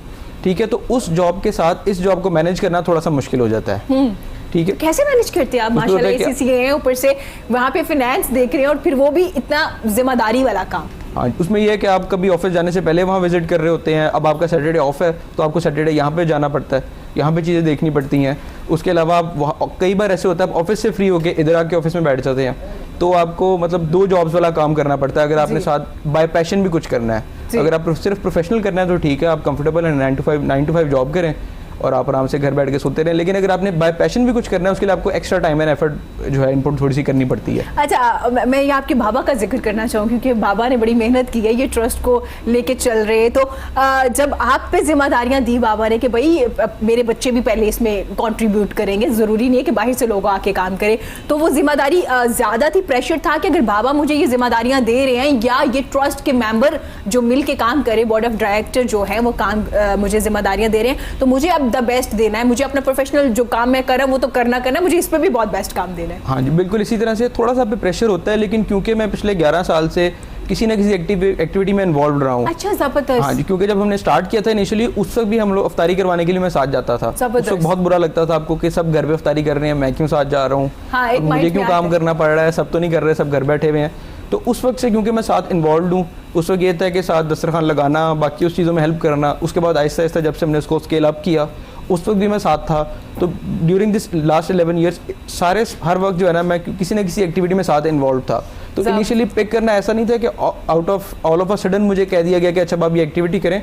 इन्वॉल्वमेंट मेरी पिछले बहुत अरसे से थी, 11 साल से ही मेरी इन्वॉल्वमेंट साथ रही है। ट्रेन किया जा रहा था कि भाई आपने ये काम करना है तो अभी से एक्टिविटीज में पार्टिसिपेट कीजिए, सारी एक्टिविटीज में साथ साथ पार्टिसिपेशन चल रही थी। जो फजल अली है वो हमारी यूथ के लिए बहुत बड़ी एग्जांपल है कि आपके पास ना हमारे पास हम जो लोग हैं ना हमारे पास मसला क्या है कि हम ना हमेशा ये कहते हैं कि भाई चूंकि मैं ये काम कर रहा हूँ तो मेरे पास टाइम नहीं है। तो ऐसा कुछ नहीं है, आप एक वक्त में और भी काम कर सकते हैं। ये जो सोशल वर्क है, ये जो अल्लाह की राह पे या अल्लाह को राजी करने के लिए जो हम काम करते हैं ना, इसके लिए वक्त की ज़रूरत नहीं है। आप खुश होइए कि अल्लाह ने आपको सिलेक्ट कर लिया इस काम के लिए कि आप अल्लाह के बंदों को, अल्लाह की मखलूक के लिए जो फ़ायदेमंद साबित हो रहे हैं। तो ये आप यूथ के लिए बहुत बड़ी एग्जाम्पल है क्योंकि आप इतनी ज़बरदस्त प्रोफेशनल जॉब भी कर रहे हैं, उसके साथ साथ ये काम भी कर रहे हैं। मोहम्मद से बात करेंगे। मोहम्मद, आप यूथ को कहाँ देख रहे हैं? अभी जो सिचुएशन है, लोग ना एंटरप्रेन्योरशिप का सोचना शुरू कर दिया है, जो कि काफ़ी हमारे ट्रेनर्स जो थे, कॉर्पोरेट जो ट्रेनर थे, उन्होंने काफ़ी अर्से से कहना शुरू कर दिया था कि भाई एंटरप्रेन्योरशिप की तरफ आ जाओ, फ़ायदेमंद रहोगे, फ़ायदा होगा आप लोगों के लिए, ये फ़ायदेमंद रहेगा। तो अब आप देख रहे हैं यूथ ने सोचना शुरू कर दिया है इस सिचुएशन में आके। अच्छा, ऐसा है कि अब पिछले 2 सालों से ना काफ़ी फ़र्क पड़ा है। हाँ, अब लोग जो है ना पहले सिर्फ चाहते थे कि हम बड़ा कारोबार करें, कुछ बड़ा करें। अब लोग छोटा कारोबार भी करना चाह रहे हैं। अब वो कहते हैं हम एक दुकान भी खोल लें। अब नौकरियों से इतना फ्रस्ट्रेट हो चुके हैं, मतलब कि इतना फ्रस्ट्रेट हो चुके हैं, वो नहीं करना चाह रहे। अब लोग अपना कारोबार की तरफ आ रहे हैं जी। इसके लिए सबसे पहले तो उन बच्चों के लिए चाहिए कि जो है ना उनके वालिदैन उनको सपोर्ट करें। जब तक वालिदैन की सपोर्ट नहीं होगी, उनके टीचर्स की सपोर्ट नहीं होगी, तब तक एंटरप्रेन्योर नहीं कामयाब हो सकते। कॉन्फिडेंस चाहिए, एक कॉन्फिडेंस के बगैर कुछ भी नहीं हो सकता। मतलब कि अभी उनको फील होना शुरू हो गया मोहम्मद कि एंटरप्रेन्योरशिप की तरफ आना चाहिए, क्योंकि कहीं ना कहीं शायद ये भी डर है, चूंकि मैं बार बार ये जिक्र करती हूँ कि कुछ लोगों को लग रहा है कि नौकरियां अब जाएंगी, काफ़ी कम एम्प्लॉयज़ रखेंगे क्योंकि सूरत हाल थोड़ी चेंज हो गई है ना अभी, इसकी वजह से हम लोगों ने कम बैक करना है, लेकिन थोड़ा टाइम टेकिंग होगा ये। तो अभी हम कैसे ट्रेन कर सकते हैं, माइंड कैसे बना सकते हैं, अपने जो दिमाग साजी होती है वो कैसे करेंगे, ब्रेन को कैसे प्रिपेयर करेंगे, इस तरफ कैसे माइल करेंगे कि भाई जी एंटरप्रेन्योरशिप की तरफ आएँ? अच्छा, ऐसे अभी जो आने वाला वक्त है वो बड़ा मुश्किल है क्योंकि हमने एक क्राइसिस से निकलना है। जब हम क्राइसिस से निकलेंगे बहुत सारे क्राइसिस हमारे सामने खड़े होंगे क्योंकि ये पिछले 2 महीने से सब कुछ बंद है। इसके लिए जो है सारे क्राइसिस से हमने निपटना है। उसके लिए जब तक एंटरप्रेन्योर, अब भी वक्त है, ये इसमें नेगेटिविटी तो बहुत है लेकिन अब पॉजिटिव का भी टाइम है। बहुत से कारोबार जो हैं अब दोबारा शुरू होने हैं, नए चलने हैं। उसके लिए यूथ को चाहिए वो आगे आए, एंटरप्रेन्योर की तरफ आए, एंटरप्रेन्योरशिप की तरफ आए और जो है ना नए कारोबार चलाए। उससे जो है मुल्क को भी फायदा होगा। जब तक जो है ना नौजवान आगे नहीं आएंगे, मुल्क आगे नहीं जा सकता। बिल्कुल यही जो है ना, ये कौम के मामार हैं, इन्होंने ही कौम बनानी है नौजवानों ने। और आप एग्जाम्पल है, क्योंकि आपने माशाल्लाह बैचलर से स्टार्ट कर दिया था, बिजनेस स्टार्ट कर दिया था, तो इनको आगे आना चाहिए। बिजनेस की बात तो हम साथ साथ कर रहे हैं और हम बार बार एंटरप्रेन्योरशिप की बात करते हैं। हम अपनी यूथ को ये बताना चाहते हैं कि काइंडली इस तरफ आ जाइए। अगर आप कॉमर्स पढ़ रहे हैं या बिजनेस पढ़ रहे हैं तो आप अपना माइंड पहले ये बनाइए कि हाँ, मुझे एक बेस्ट आइडिया के साथ, कम इन्वेस्टमेंट के साथ काम कौन सा शुरू करना। काम कोई भी छोटा नहीं होता। आप जब स्टार्ट करते हो तो जाहिर है आप बिगनर होते हैं, आप स्टार्ट कर रहे होते हैं तो थोड़ी सी मुश्किलात होती हैं, लेकिन फिर आसानियां होना शुरू हो जाती है। तो अल-माइदा वाले, अब रमज़ान माशाल्लाह से बाबरकत महीना हमारे लिए आ रहा है। अल्लाह ताला इसी महीने के सदके हमें इस मर्ज़ से भी निकाल देगा इंशाल्लाह।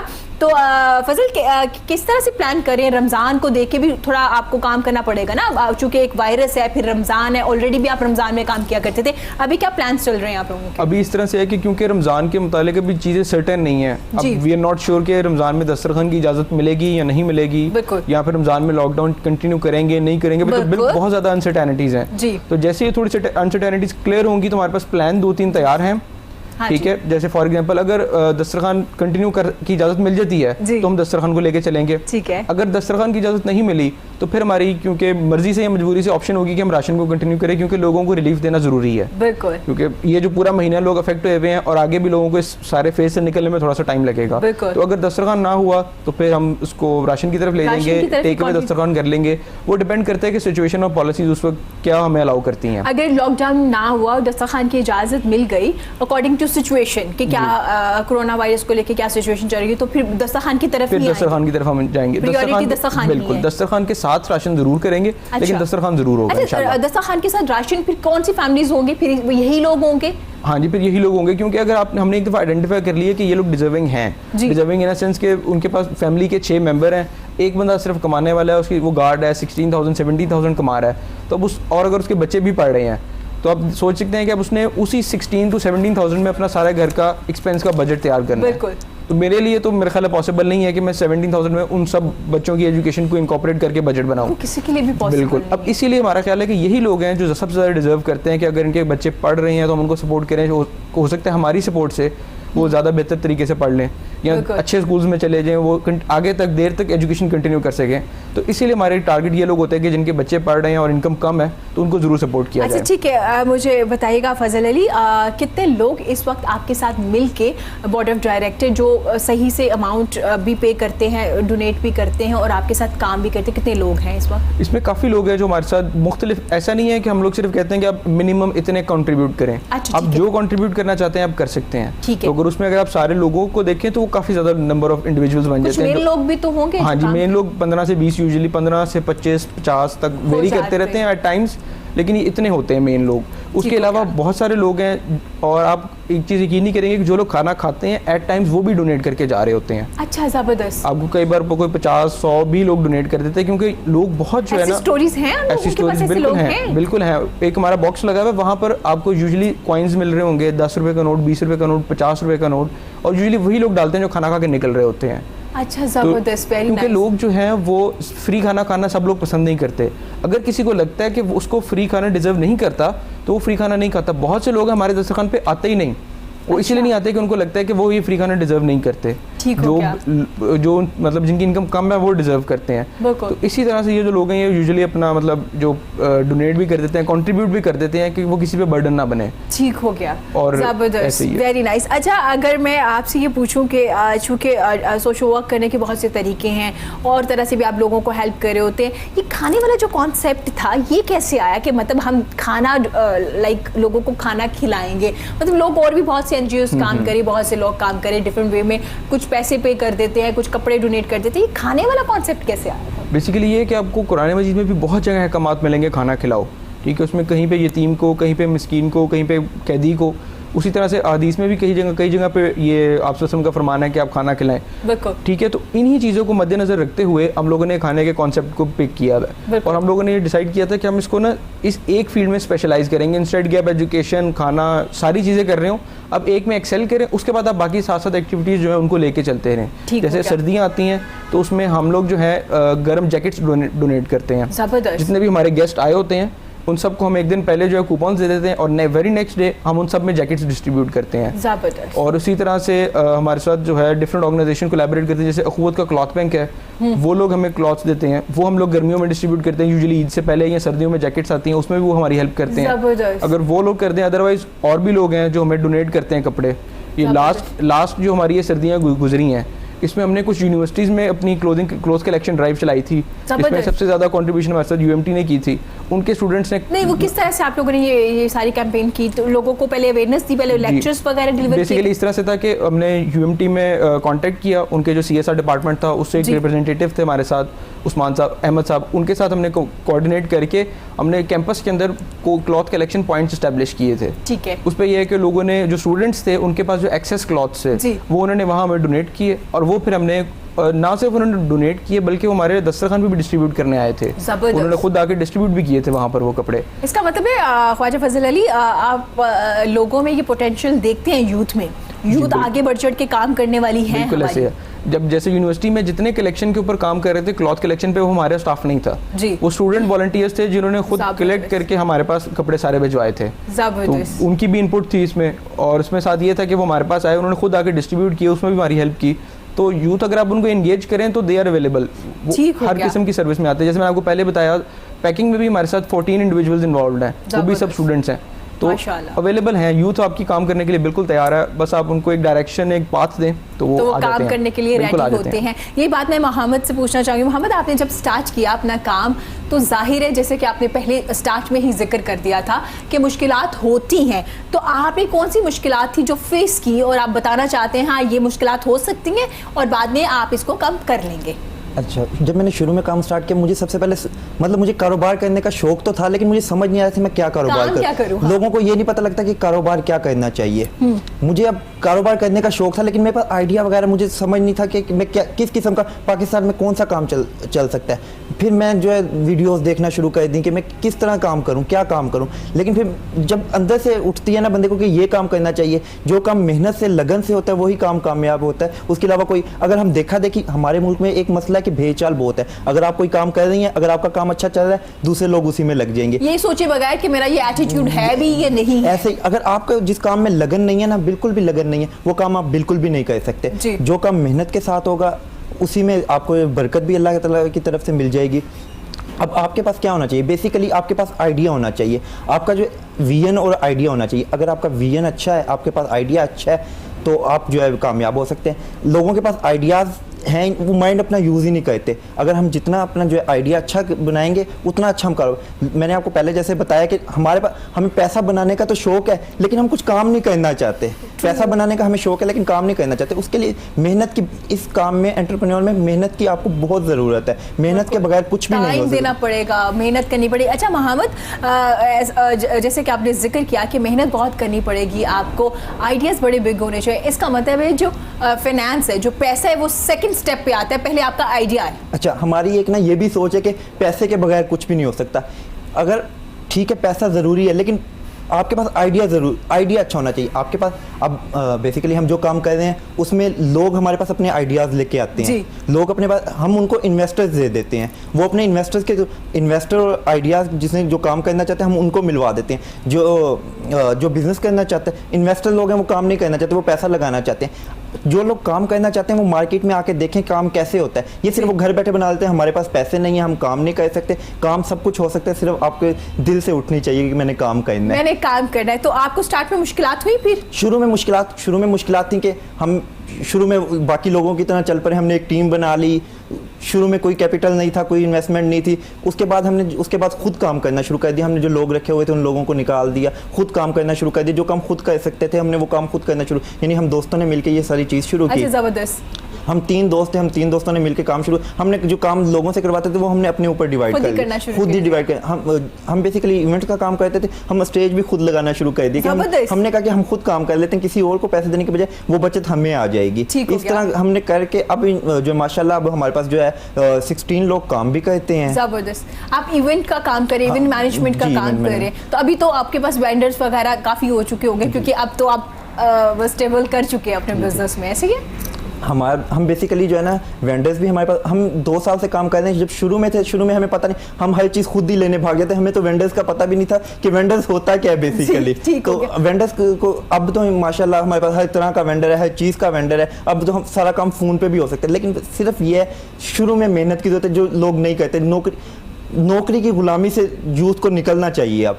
बिल्कुल ठीक है, लेकिन हमारे मसला है कि जो गवर्नमेंट भी आती है, अब जैसे इमरान खान की गवर्नमेंट आई, उन्होंने कहा हम 1 करोड़ नौकरियां देंगे। कोई भी गवर्नमेंट आती है, कभी उसने ये नहीं कहा कि हम सनत लगा के देंगे नौजवानों को। जो वो कहते हैं हम नौजवानों को लोन देंगे, आज तक किसी को लोन नहीं मिला। ठीक हो गया। इसका मतलब है कि एंटरप्रेन्योरशिप की तरफ आना चाहिए। छोटा अगर आप बिजनेस स्टार्ट करते हो तो सबसे ज़्यादा ज़रूरी है आपका आइडिया। पैसे भी ज़रूरी है, लेकिन वो सेकंड पे आते हैं। फर्स्ट पे आपका आएगा आपका कैपिटल, सेकंड पे आएगा पहले आपका आइडिया होगा कि कितना ज़बरदस्त आइडिया है, कम पैसों में कैसे स्टार्ट कर सकते हैं और किस तरह से काम कर सकते हैं। स्टार्ट में प्रॉब्लम आएगी, लेकिन इस डर से आपने ये नहीं है कि आपने काम नहीं करना है, इस डर से कि भाई मैं स्टार्ट करूँगा पता नहीं पैसे नहीं मिलेंगे, लॉस हो जाएगा, ये सारी चीज़ें साथ साथ चल रही होती हैं।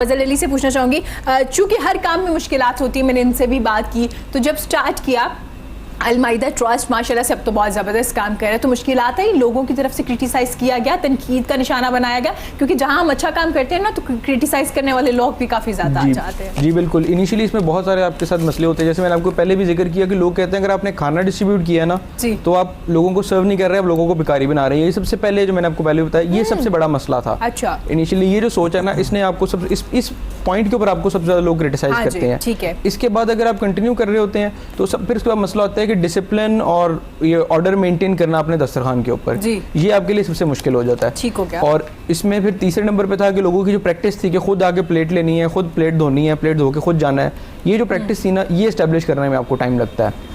तो और एक बार आपकी ये सारी प्रैक्टिसेस इस्टेब्लिश हो जाएं, उसके बाद आपके लिए ज़्यादा मसला नहीं होता। उसके बाद आपकी रूटीन की एक्टिविटी बन जाती है जिसमें आपको बहुत ज़्यादा एफर्ट और टाइम जो है ना वो नहीं लगता आपका। ठीक हो गया। तो मतलब स्टार्ट में हुआ, लेकिन बाद में लोग नॉर्मल हो गए, ज़्यादा इजीली नॉर्मलाइज हो जाता है। जिन लोगों ने क्रिटिसाइज किया वो अप्रिशिएट करते हैं। हाँ जी बिल्कुल अप्रिशिएट करते हैं। अगर आप उनको समझाएं, उनको बुलाएं, फिर वो अप्रिशिएट करते हैं। अगर आप उनको इनिशियली आप उनको मना कर दें, रिफ्यूज़ कर दें, उनको समझाएं ना, बताएं ना इसका कॉन्सेप्ट, तो फिर उनकी वो क्योंकि कंफ्यूज्ड होते हैं, वो फिर उसको गलत उसका मतलब समझते रहते हैं। हाँ, हमने क्रिटिसाइज किया, देखा ये लोग ऐसे ही थे, इस वजह से हम लोगों को इग्नोर कर रहे हैं या ब्ला ब्ला। इसलिए आपने उनको बुला के समझाना होता है कि देखें अब ये दस्तरखान है, यहाँ पर कितने मांगने वाले आपको नजर आएंगे। जब वो खुद देखते हैं ना तो बेसिकली सीइंग इज बिलीविंग, उनको पता चल जाता है कि अच्छा मांगने वाले तो यहाँ आ ही नहीं रहे हैं जी, ये तो वही सब लोग हैं जो ऑलरेडी काम कर रहे हैं। ठीक है, अगर ख्वाजा फजल अली से मैं ये पूछूं कि जब से माशाल्लाह आप अपना काम तो कर रहे हैं, जब से आपने अलमाइदा में अपनी कंट्रीब्यूशन की और काम करना शुरू किया, पार्टिसिपेट करना शुरू किया, तो क्या ज़िंदगी में कोई चेंज आया, कोई चीज़ें चेंज होती है आपने देखी अपनी लाइफ में? हाँ जी बिल्कुल, क्योंकि 11 साल से हम लोग ये कर रहे हैं, तो अगर कोई चेंज था वो 11 साल पहले था। ठीक है, वो ये जो चीज़ है ना आपको थ्रू आउट द लाइफ जब तक आप काम कर रहे होते हैं ऑर्गेनाइजेशन के साथ, आपको पॉजिटिव रखती है। पॉजिटिव आपको इस तरह से रखती है, आप लोगों को मिल रहे होते हैं तो आपको सिर्फ बुरी खबर टीवी से नहीं मिल रही होती, जो अच्छी आपकी ऑर्गेनाइजेशन, आपके अच्छा जो आपका काम है उसका फीडबैक आपको साथ साथ मिलता रहता है। बिल्कुल ऐसे तो ये आपको जो है ना बड़ा एक अच्छा फील रहती है कि अच्छा जो मैं कर रहा हूँ उसका लोगों को फायदा भी हो रहा है। जैसे एक मैंने आपको केस बताया था जो ट्यूशन पढ़ा रहा था लाहौर में लड़का, उसके अलावा 2 भाई थे, वो जो हमारे दस्तरखान पे खाना खाते थे, ठीक है, वो बहावलपुर साइड के थे, उनकी अपनी ज़मीन थी लेकिन उनके पास पैसे नहीं थे कि वहाँ वो ट्यूबवेल लगा के फसल कर सकें। ठीक हो गया। दे वर डिपेंडेंट ऑन रेन। उन्होंने यहाँ पर 3 से 6 महीने सेविंग्स की, ठीक है, और उसके बाद उन्होंने वहाँ पर वो ट्यूबवेल लगा के उन्होंने वो जो एग्रीकल्चरल एक्टिविटी थी वो स्टार्ट कर दी। तो उन्होंने पहले जॉब की, जॉब से सेव की, और जैसे ही एंटरप्रेन्योरशिप को इनकरेज कर रहे हैं उन्होंने भी यहाँ से फिर जॉब छोड़ के अपना वो जो ज़मींदार एग्रीकल्चरल एक्टिविटीज़ थी वो स्टार्ट कर दी थी। ठीक हो तो गया। ये आपके जब तक आपको पॉजिटिव फीडबैक मिलता रहे ना तो आप मोटिवेटेड और इनकरेज रहते हैं कि आपको ये कंटिन्यू करना चाहिए। ज़बरदस्त, वेरी नाइस। आप मोहम्मद से भी बात करेंगे क्योंकि एंटरप्रेन्योरशिप पे हम बात कर रहे थे। मोहम्मद मुझे बताइएगा, जैसे आपने बताया कि काम स्टार्ट कीजिए, बिजनेस स्टार्ट कीजिए, आइडिया होने चाहिए, आपको नहीं लगता हमारी यूनिवर्सिटी जहाँ पे हमें डिग्रीज देती है, MBA की, कॉमर्स की, या डिफरेंट जो भी हमारी प्रोफेशनल डिग्रीज होती हैं, तो उन्हें भी हमें ये सिखा देना चाहिए या हमें इतने स्किल्स दे देने चाहिए कि हमारा माइंड यूनिवर्सिटी में ही बन जाए कि भाई मुझे काम करना है? अच्छा, यूनिवर्सिटीज़ में हमारे जो बेसिकली सब्जेक्ट में वो एक बता तो देते हैं, वो एक 6 महीने का इंटर्नशिप कह देते हैं जी, एक इंटर्नशिप करके आए, लेकिन वो स्टूडेंट क्या कहते हैं, हमारी अपनी भी उसमें कुताही है, वो घर बैठे ही इंटर्नशिप रिपोर्ट्स बना के वो यूनिवर्सिटीज़ में दे देते हैं। इसमें जो है ना गवर्नमेंट को भी सख्ती करनी चाहिए। एक तो सबसे पहले यूथ को आगे कैसे लाया जा सकता है, गवर्नमेंट को ये सोचना चाहिए। हमारी जो सजेशन है उसमें तो हम ये कहते हैं कि पार्लियामेंट में भी यूथ की जो है ना 30% जो है ना वो होनी चाहिए। ठीक है, कि जो हर पार्टी के मंशूर में होना चाहिए कि 30% जो है ना नौजवान पार्लियामेंट में होंगे। जब हम जैसे लोग पार्लियामेंट में होंगे, हम अपने लिए कानून साजी करवा सकेंगे। जब हम कानून साजी करवा सकेंगे, हमारे तमाम मसाइल जो हैं उसी तरीके से हल होंगे। जब तक हम ऊपर के लेवल पे नहीं आएंगे, हमारे मसले ऐसे ही रहेंगे। अब जो लोग नया बिजनेस करना चाहते हैं, मेरे जैसे लोग नया बिजनेस करना चाहते हैं, उनको नहीं पता मार्केट में किस किस्म के मसले हैं, किसने बताना है, ये गवर्नमेंट ने बताना है, किस तरह बताना है, आगाही करके बताना है। अब देखें, अब मार्केट में कोई आता है, उसको पता ही नहीं है कि मैंने कहाँ पे जाके जो बिजनेस कर रहे हैं कहाँ पे जाके रजिस्टर्ड होना है। बिल्कुल, वो दफ्तर खोल के बैठ जाते हैं, तरह तरह के टैक्स वाले आ जाते हैं, उनको पता है, वो जब पहले दिन ही बैठते हैं वो देखते हैं ये वाला टैक्स आ गया, ये वाला, उनको पता ही नहीं होता। जब तक हम लोगों को आगाही नहीं मिलेगी, गवर्नमेंट की तरफ से नहीं मिलेगी, तब तक ये इसका मतलब है महावत हमें ट्रेन करना पड़ेगा अपनी यूथ को एंटरप्रेन्योरशिप की तरफ लाने के लिए। बिल्कुल इरम, ऐसा ही है। हमें जब तक ट्रेन नहीं करें, हमें एक तो मोटिवेशन की जरूरत है, उसके बाद ट्रेनिंग की जरूरत है। ये कैपिटल वगैरह ये सब बात की बातें हैं, आइडियाज भी बात की बातें। जब तक हम इनको ट्रेनिंग, अच्छे से ट्रेनिंग की जरूरत है। इनको जब तक हम ट्रेन करेंगे, इनको बताएंगे ये नौकरी के नुकसान है, ये नौकरी के फायदे हैं, ये बिजनेस के फायदे हैं, ये बिजनेस के नुकसान है, उसके बगैर जो है तब तक कुछ भी नहीं हो सकता। हमें इनको अब यूनिवर्सिटीज़ में एक सब्जेक्ट ही ट्रेनिंग का सब्जेक्ट हो जाना चाहिए कि उनको MBA या BBA वालों को ट्रेनिंग देनी चाहिए। अब हमारी यूनिवर्सिटी से कितने तकरीबन 4 लाख इस साल जो है बैचलर्स करके निकले हैं, बिजनेस बैचलर्स करके निकले हैं, लेकिन नौकरियां की तरफ भाग रहे हैं। कोई भी अपने काम की तरफ,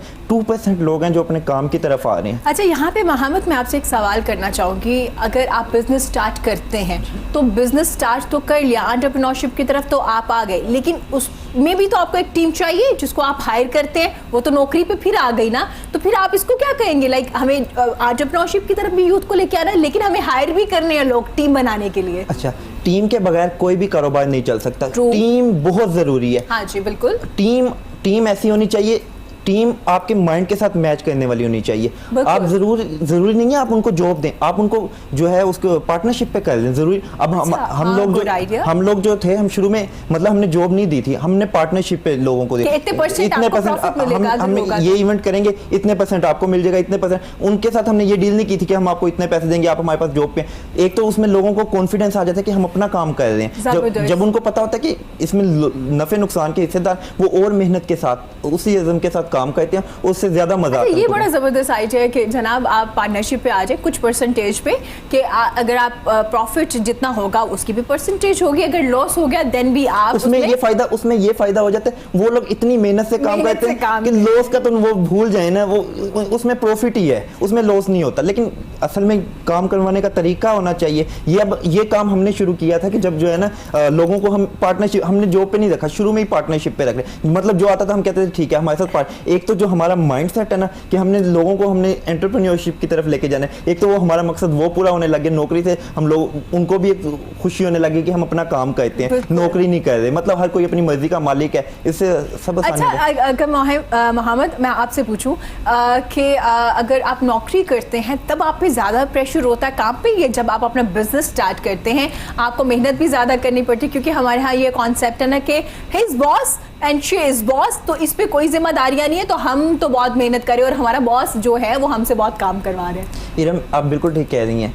जो नौकरी में भी हम उतनी ही एनर्जी लगाते हैं जितनी बिजनेस में लगाते हैं, कोई फर्क नहीं है एनर्जी लगाने में। वो किसी के लिए एनर्जी लगा रहे होते हैं, इधर अपने लिए लगा रहे होते हैं, अपनी एनर्जी का नहीं पता लगता। हाँ, बिल्कुल ठीक है। वहाँ पे हम 9 से 5 किसी के लिए काम कर रहे होते हैं और उसके बाद भी बॉस हमसे खुश नहीं होता। मोहम्मद मैं बता दूं, अब ना कुछ नौकरियां ऐसी भी हो गई जहाँ पे 5 बजे से ज्यादा भी काम करना पड़ता है, एक्स्ट्रा काम भी देना पड़ता है, तो मैं ना उन लोगों को भी हाईलाइट करना चाहती हूँ। ऐसा है? जी बिल्कुल ऐसे ही है। ACCA का बंदा हमारे पास बैठा है तो वो बताएंगे कि उनको कितनी मेहनत करनी पड़ती है और कितना टाइम देना पड़ता है जी आपको अपनी नौकरी पे।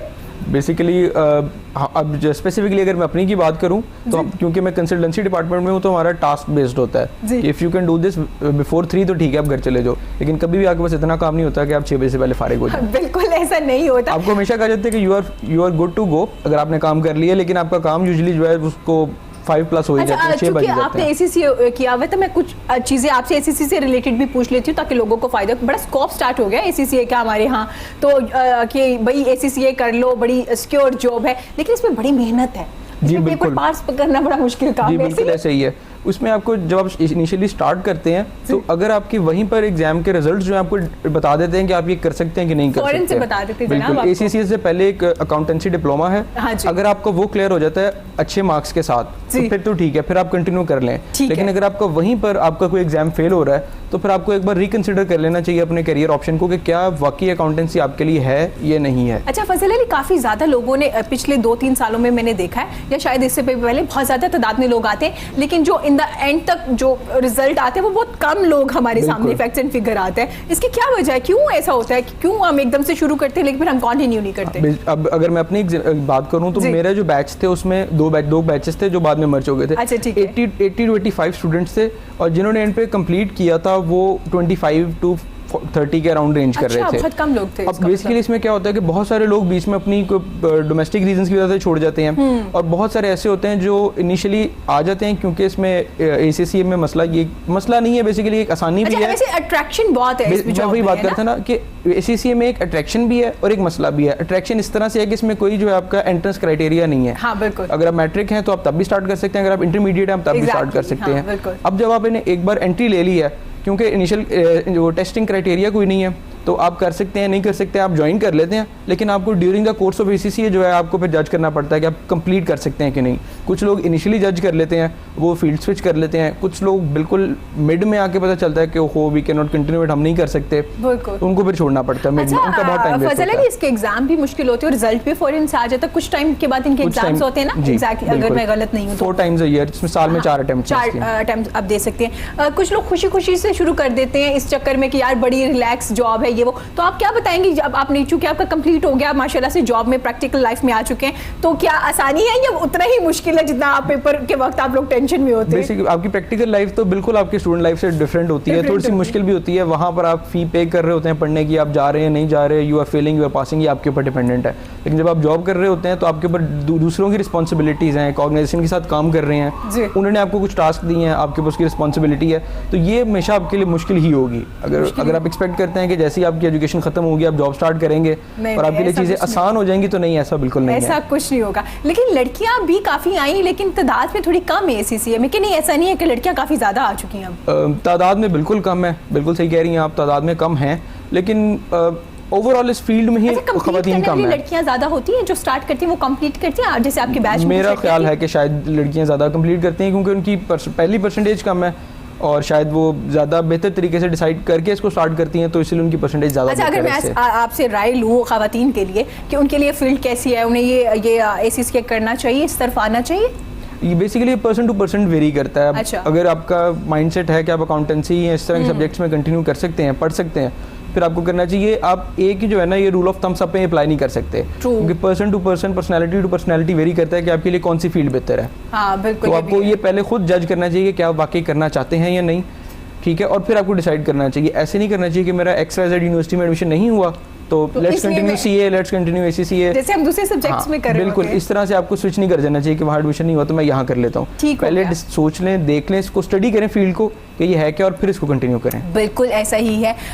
मैं आपसे भी पूछना चाहूँगी मोहम्मद, हमारे यहाँ ऐसा होता है जब यूनिवर्सिटी में एडमिशन नहीं होता या किसी डिपार्टमेंट में आपके मुताबिक कि आपने जो सोचा होता नहीं होता, तो हम वो चीज़ करना शुरू कर देते हैं जो सब कर रहे होते हैं। फॉर एग्जाम्पल MBA का एक दौर आया, तमाम लोगों ने MBA किया, फिर मैथ्स कॉम का आया और फिर इतने मैथ्स कॉम करने वाले लोग नजर आए।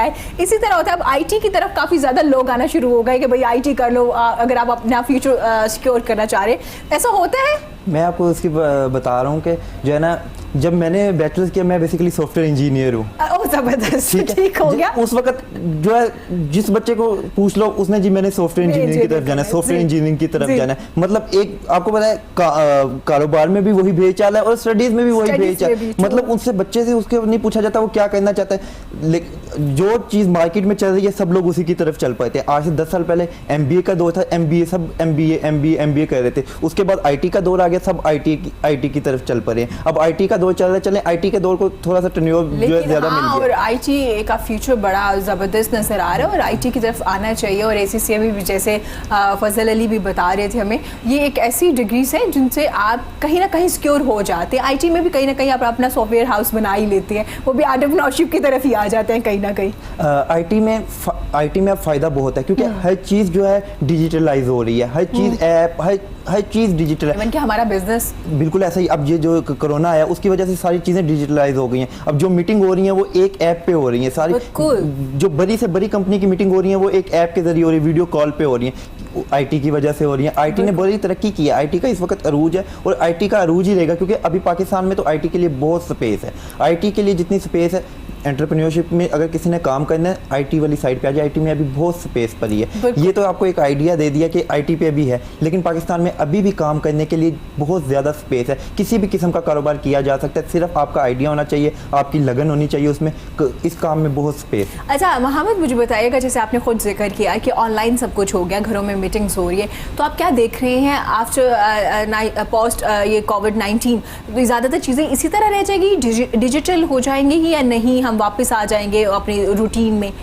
नहीं, अब आज से पहले तक कभी ऑनलाइन क्लासेस का पाकिस्तान में था ही नहीं। हाँ, लेकिन अब तो स्कूल के बच्चे, वो घर में बच्चे जी क्या कर रहे हैं, ऑनलाइन क्लासेस ले रहे हैं। अब काफ़ी सारी बच्चों के लिए आसानियां भी नहीं, इसके फायदे भी हैं, नुकसान भी हैं, वो अलग चीज़ है। लेकिन इसमें अब जो इस सिचुएशन में बहुत फायदेमंद, इस सिचुएशन में फ़ायदेमंद है, लेकिन आगे भी इसके अब फायदे मिलना शुरू हो जाएंगे। नुकसान का तो हमें बाद में पता लगेगा जब हम उस चीज़ में बिल्कुल इन हो जाएंगे। अभी तक सब ठीक है और जो है ये फायदा ये आगे इसी तरह चलेगा और ज़्यादा डिजिटलाइज होगा। अभी मार्केट में और स्पेस मिलेगी, और चीज़ों की एप्स बनेंगी और इंतहा का आईटी का काम शुरू हो जाएगा। काम शुरू हो जाएगा। अलमाइदा ट्रस्ट पे वापस आती है और ACCA को मैंने इसलिए इन्वॉल्व किया साथ। मैंने कहा चलिए हम साथ साथ ये भी देख लेते हैं कि ACCA करने वाला शख्स किस तरह से जॉब करता है और वो पढ़ता किस तरह से। फजल अली, मुझे बताइएगा कि आप लोगों के अब क्या क्या मजीद प्लान्स चल रहे हैं, कौन कौन से प्रोजेक्ट हैं, किस तरह से लेके आप चीज़ों को फ्यूचर में चल रहे हैं? बेसिकली इस तरह से, जैसे आपको बताया कि हम एक तो दस्तरखान पे खाना फ्री सर्व कर रहे हैं, उसके साथ हम लोग जो है मुख्तलिफ जो है ना डिजर्विंग फैमिलीज, उनके लिए हम उनकी जो बेटी की शादी होती है उसके ऊपर भी हम खाना फ्री प्रोवाइड करते हैं। क्योंकि लोगों के हालात जो है फाइनेंशियली इतने टाइट होते हैं कि उनके लिए बहुत मुश्किल हो जाता है। और ये कोई लेविश फंक्शन की मैं बात नहीं कर रहा, बिल्कुल एक छोटे से फंक्शन जिसमें घर के लोग हों। मिसाल के जैसे हम लोग का क्राइटेरिया है मोर देन 50 को हम एंटरटेन नहीं करते। अगर आपकी बच्चे की शादी में, बेटी की शादी में सिर्फ 50 बंदे आ रहे हैं ना, तो इट मीन्स कि वो सिर्फ घर के ही बंदे हैं। और अगर आपके पास हालात इस तरह के हैं कि आप उनको भी खाना सर्व नहीं कर सकते और कोई बहुत लेविश खाना नहीं, बिल्कुल सिंपल सा खाना, अगर आप वो भी नहीं अफोर्ड करते तो फिर हम उसमें हेल्प करते हैं कि आपके इस फंक्शन में हम उनकी हेल्प करते हैं कि उनको खाना हम लोग प्रोवाइड कर देते हैं, क्योंकि हमारी एक्सपर्टी इसी में ही है। हम लोग उनको खाना पका के उनको पहुंचा देते हैं और उसके बाद जो है उस पे ये है कि उनका एविडेंस वगैरह रख लेते हैं कि हमने इनको सर्व किया। अच्छा, ये बहुत जरूरी है। कितनी बेटियों की शादियां करवाई हैं अभी तक? कितनी बेटियों की? एग्जैक्ट फिगर तो मेरे पास इस वक्त नहीं है, वो कभी फिर कभी बता दूंगा, लेकिन हर महीने में 4 से 5 एटलीस्ट हम लोग सर्व कर रहे होते हैं शादियों में। क्योंकि बहुत सारे लोग हैं वो रिक्वेस्ट लेकर यही आते हैं कि जी हमारा कोई उनकी डिमांड नहीं है। ऐसा नहीं है कि लोग बुरे हैं, कहते हैं अब फंक्शन करें, खाना करें, कहते हैं जिनकी कोई डिमांड नहीं है वो कहते हैं बस हमारे 10-15 बंदे आएंगे, अब खाना खिला दें। अब उनको खाना खिलाने के लिए उनके घर के भी 10-15 बंदे होते हैं, वो 30 to 50 हो जाते हैं। बिल्कुल 30 to 35 to 50 तो इजीली हो जाते हैं ना। उसमें फिर हम ये है कि हम 50 लोगों तक उनको एंटरटेन करते हैं, उनको खाना प्रोवाइड करते हैं। इसके अलावा अब ऐसा है कि हमारे जो कुछ लोग हैं वो दस्तरखान पे आके खाना खाना पसंद नहीं करते। ठीक है, वो कहते हैं जी ठीक है ये फ्री है लेकिन हम इसके लिए डिजर्विंग नहीं है, ये हमारे लिए नहीं है। उनके लिए ये है कि हम एक सेल्फ सस्टेनेबल प्रोजेक्ट स्टार्ट करने लगे इन नियर फ्यूचर। ये बेसिकली लॉकडाउन की वजह से डिले हो गया है। अच्छा, अदरवाइज हमने उसको अभी स्टार्ट कर लिया होना था। वो ये है कि वो सेल्फ सस्टेनेबल प्रोजेक्ट होगा। हम लोगों को जो खाने की कॉस्ट आ रही है ना, एट कॉस्ट हम लोगों को सर्व करेंगे उसको। लाहौर में मुख्तलिफ लोकेशन पे उसके पॉइंट्स इस्टेब्लिश करेंगे और एट कॉस्ट सर्व कर रहे होंगे। अगर हमें कोई मील 35 रुपीज़ का कॉस्ट करता है ना, तो हम वो 35 का जो है एंड कंज्यूमर को प्रोवाइड करेंगे। उससे ना वो हमारे पे कोई बर्डन है, ना उसके ऊपर ये कोई फीलिंग है कि वो किसी से फेवर ले रहा है, किसी से लेके खाना खा रहा है, ऐसा कुछ नहीं होगा। जो उसकी कॉस्ट है वो बंदा पे करेगा और अपने पैसों पे खाना खाएगा और मार्केट से जो है वो बड़ा मार्जिनलाइज्ड होगा, बहुत कम प्राइस पे होगा। और उसके माइंड में ये भी नहीं होगा कि मैं डिजर्व नहीं कर रहा था, लेकिन अब चूंकि जरूरत भी है, खाना भी खाना है उसने, तो एक नॉर्मल अमाउंट में उसको खाना मिल जाएगा। वो मिनिमल सी अमाउंट में अगर आपको 40 रुपीज़ में खाना मिल जाता है तो आजकल आपको कहीं नहीं मिल सकता। बिल्कुल 50 to 60 रुपीज़ आपको सिर्फ सालन और उस पर रोटियाँ ऐड करें तो आपके 70 रुपीज़ तक कॉस्ट चली जाती है। माशाल्लाह से ये आपने अभी स्टार्ट कर लिया, इस पे काम हो चुका है, अभी स्टार्ट करना है? अभी हमने इसको स्टार्ट करना है और इसमें हमारा जो काम थोड़ा सा रह गया वो भी लॉकडाउन की वजह से बंद हो गया है। अच्छा, अदरवाइज हमारा प्लान था कि हम इस पे मोबाइल रिक्शा जो है उनको उसको सेट करेंगे एज अ रेस्टोरेंट, ठीक है, और उन्हीं पे हम ये हमारा एक सेंट्रल लोकेशन में खाना पकेगा, ठीक है, पूरे लाहौर में हम उसको मल्टीपल पॉइंट्स पे लेके जाएंगे और वहां से लोगों को सर्व करेंगे। जबरदस्त, और लोगों को आइडिया हो जाएगा कि हाँ इस वक्त में यहाँ पे वो आते हैं और डिस्ट्रीब्यूट करते हैं खाना। वो बेसिकली डिस्ट्रीब्यूशन नहीं होगी, वो सर्विस होगी। हाँ, वो सर्विस होगी, लॉन्गर ड्यूरेशन ऑफ टाइम के लिए होगा, 2 से 4-5 घंटे के लिए कम पैसों में हम खाना उनको सर्व कर रहे होंगे। जबरदस्त, ये बड़ा जबरदस्त आपका प्रोजेक्ट स्टार्ट होने वाला है। उम्मीद करते हैं रमजान तक आपका ये सारा काम स्टार्ट हो जाए। हमारी भी पूरी कोशिश है कि रमजान से इसको स्टार्ट करें, लेकिन देखते हैं कि लॉकडाउन की सिचुएशन किस तरह से चलती है। अच्छा, इस पे कितनी मोबाइल रिक्शा जिसका आपने जिक्र किया, कितने होंगे तकरीबन, कितने पॉइंट्स को आपने टारगेट किया हुआ है? अभी इनिशियली हमने इसको एज अ पायलट प्रोजेक्ट जो है हम इस पे 2 से स्टार्ट करेंगे। अच्छा, जबरदस्त। और इसमें ये है कि हमारे लिए ऐड करना, फर्दर उसमें पॉइंट्स को एस्टेब्लिश करना बहुत आसान है। अगर आपके एक बार आपका मैकेनिज्म चल जाता है, आप एक व्हील जो है कंप्लीट कर लेते हैं, उसके बाद उसको आपके लिए दोबारा रेप्लिकेट करना आपको मुश्किल काम नहीं है। इससे थोड़ा ना आपको फीडबैक में आना शुरू हो जाएगा कि रिस्पॉन्ड कैसा है लोगों का, लोग इंटरेस्ट शो करें या नहीं करें। और जो हमारी गलतियां हैं वो हम इनिशियल 2 पॉइंट्स पर ही सीख लेंगे, वो हमें ऐसा नहीं है कि हम बहुत ज्यादा स्केल पे जाके वो सब कुछ रेक्टिफाई करना पड़ेगा। इसका मतलब आप लोग चीजें चेंज करते रहते हैं अकॉर्डिंग टू सिचुएशन, मतलब एक चीजों को लेकर नहीं चल रहे होते, आप देखते हैं कि अच्छा अगर ये हो सकता है, ये प्रॉब्लम आएगी तो हमें दूसरी तरफ बिल्कुल ऐसे ही जैसे कोरोना वायरस आया था तो हमने इसको टेक अवे कर दिया था डाइन इन से, तो उस तरह से हम साथ साथ अडॉप्ट करते रहते हैं सिचुएशन के मुताबिक, जो जैसे हमें फीडबैक मिलेगा उसके मुताबिक हम इसको फिर अपडेट कर लेंगे। वेरी नाइस, बहुत अच्छा काम करे, और ये मुझे बड़ा अच्छा आप लोगों का आइडिया लगा है कि जो लोग ज़रा शर्मिंदा हो रहे होते हैं कि भाई मुझे खाना भी चाहिए, कम पैसों में चाहिए, लेकिन मैं डिजर्व भी नहीं करता फ्री में खाना। और बहुत बड़ी परसेंटेज है, बहुत बड़ी परसेंटेज है लोगों की जो नहीं आते क्योंकि वो डिजर्व नहीं करते। हाँ जी, अब उनकी इनकम कम है, वो सेव कर सकते हैं, लेकिन वो इस ब्रैकेट में नहीं आते कि वो फ्री खाना खाएं। अच्छा फजल, आपको लगता है ऐसे वाले लोग ज्यादा परेशान होते हैं क्योंकि वो सफेद पोश होती है, वो मांग भी नहीं सकते, और अभी कोविड-19 में भी, कोरोना वायरस में भी ऐसे लोगों को सर्च करना, इन्वेस्टिगेट करना और फिर उन तक खाना पहुंचाना बड़ा मुश्किल काम हो गया था, क्योंकि लोग कहते थे कि पता नहीं ये डिजर्व करता है, ये नहीं करता, और वो लोग मांगते भी नहीं है। हाँ जी, ये सबसे बड़ा मसला अभी तक जितनी भी डिस्ट्रीब्यूशन हमने की है ना, ये कोरोना वायरस के लॉकडाउन से रिलेटेड, तो सबसे मुश्किल स्टेप यही था एक्चुअल लोगों को वेरीफाई करना, आइडेंटिफाई करना कि क्या ये वाकई डिजर्व करते हैं कि नहीं। बिल्कुल ठीक हो गया। मोहम्मद से बात करेंगे। मोहम्मद, मुझे बताइएगा, जिस तरह से आपने जिक्र किया, आपने कारोबार को बड़ा कारोबार करने वाले शख्स को बड़ा मोटिवेट किया, लॉकडाउन हुआ, ये जो सिचुएशन हुई, आप कारोबार को कहाँ देख रहे हैं? प्रॉब्लम्स आएंगी, अभी भी आ रही हैं, चूँकि वक्त जैसे जैसे चेंज हो रहा है और लॉकडाउन में भी तोसी हो गई, शॉप्स भी बंद है, तो आप क्या देख रहे हैं, क्या क्या प्रॉब्लम्स आने वाली हैं? कारोबार में जो प्रॉब्लम आई हैं वो मार्च और अप्रैल तक ही होंगे, जो आई हैं वो बहुत ज़्यादा आई हैं, लेकिन मई में इंशाल्लाह काम वैसे ही चल पड़ेंगे। बिजनेसमैन के साथ वो, क्योंकि नौकरी वाला तो होता है वो उतना लिमिटेड रिसोर्सेज में अपना कमा रहा होता है, लेकिन बिजनेसमैन का वो नहीं होता, उसके पास इतना बैक एंड पे इतने होते हैं कि अगर वो 1-2 महीने का उसको क्राइसिस मिल भी जाए तो वो उसको कवर कर सकता है। मतलब कि 2 महीने का किराया, इस सारे सिनेरियो में 2 महीने का किराया ही था, गवर्नमेंट ने उसमें भी हमें रिलैक्सेशन करवा दी हुई है लैंडलॉर्ड्स वगैरह से, इसलिए किसी किस्म का कोई इतना खास इशू वगैरह नहीं है। ठीक हो गया, मतलब हम कवर कर लेंगे, इंशाल्लाह कुछ भी नहीं होगा, इंशाल्लाह तो सारे मामला तो उससे बेहतर होके, अब जब कारोबार खुलेंगे उससे बेहतर होके चलेंगे, कुछ भी नहीं होगा, इंशाल्लाह सब बेहतर हो जाएगा, बेहतर हो जाएगा। मोहम्मद माशाल्लाह इतने पॉजिटिव है, वो बिल्कुल लोगों को डरा नहीं रहे जो कारोबार करे, उनको बता रहे कि कोई मसला नहीं, ठीक हो जाएगा, ठीक हो जाएगा। अच्छा मुझे बताइएगा, हमारी यूथ के बारे में, चूँकि आप काम करें, आपने ना स्टार्ट में जिक्र किया था कि हमारी यूथ को ना मोटिवेट करने की बड़ी ज़रूरत है, उनमें पोटेंशियल बहुत ज़्यादा है, और फजल अली ने भी इस बात से एग्री किया कि हाँ बिल्कुल ऐसा है। तो हमारी यूथ को कौन लोग ट्रेन करेंगे? क्या एक बिजनेस जैसे आप लोगों ने स्टार्ट किया, कि आप लोग उनको मोटिवेट करेंगे? क्योंकि हमारे पास ट्रेनर तो बहुत ज़्यादा है, लेकिन एंटरप्रेन्योरशिप पे काम करने वाले लोग अभी भी कम हैं। जो नौजवान घर से मोटिवेट हो सकता है वो कहीं और से नहीं हो सकता। देखें, मैं अगर अपने आप को अगर थोड़ा सा भी कामयाब समझता हूँ ना, इसमें मेरे वालिदैन का हाथ है। मतलब उन्होंने मुझे कभी ये नहीं कहा कि जाके ये नौकरी करो, वो नौकरी करो, मैंने उनको कहा कि मैं कारोबार करना चाहता हूँ, उन्होंने मेरी हर लेवल पे, हर जगह पे मदद की। लेकिन मैं अगर अपने साथ दूसरे लोगों को देखता हूँ तो वो जो है ना, उनके घर वाले जो है ना उनको इतनी सपोर्ट, वो मेरे कई दोस्त थे वो जो अपना कारोबार करना चाहते थे, लेकिन उनको घर वालों की तरफ से वो सपोर्ट ही नहीं मिली जो मुझे मिली। घर वालों की सपोर्ट इस काम के लिए बहुत ज़्यादा ज़रूरी है। जब तक वालिदैन का सर पे हाथ नहीं होगा उसके बगैर तो बिल्कुल भी आप कारोबार नहीं कर सकते। अब मैं अपने वालिदैन के कॉन्फिडेंस से ये काम करता हूँ, किसी भी किस्म का कोई भी मसला हो मैं वालिदैन के साथ हर चीज़ शेयर करता हूँ, उसकी वजह से मुझे कॉन्फिडेंस है और मेरे लिए कोई मसला, किसी किस्म का भी मसला नहीं होता। और दूसरे नंबर पे मोटिवेशन ट्रेनर की जो है बहुत ज़रूरत है। यहाँ पे लोग काम करना चाहते हैं लेकिन लोगों को समझ नहीं आती काम क्या करें, इसके लिए उन्हें मोटिवेट करने की ज़रूरत है। बेसिकली हमारी जो कंपनी है क्वांटम, वो इवेंट्स करवाती है, लेकिन उसके साथ हमने रिसेंटली 3 महीने हो गए हमने काउंसलिंग का भी काम शुरू कर दिया। हमने 2-3 ट्रेनर जो है बुला लिए, हम लोगों को जाके यूनिवर्सिटीज में जाके ट्रेन वगैरह भी करना शुरू कर दिया। बड़ा जबरदस्त आप लोगों ने जो क्वांटम के नाम से हम जो है ना यूनिवर्सिटीज में जाते हैं,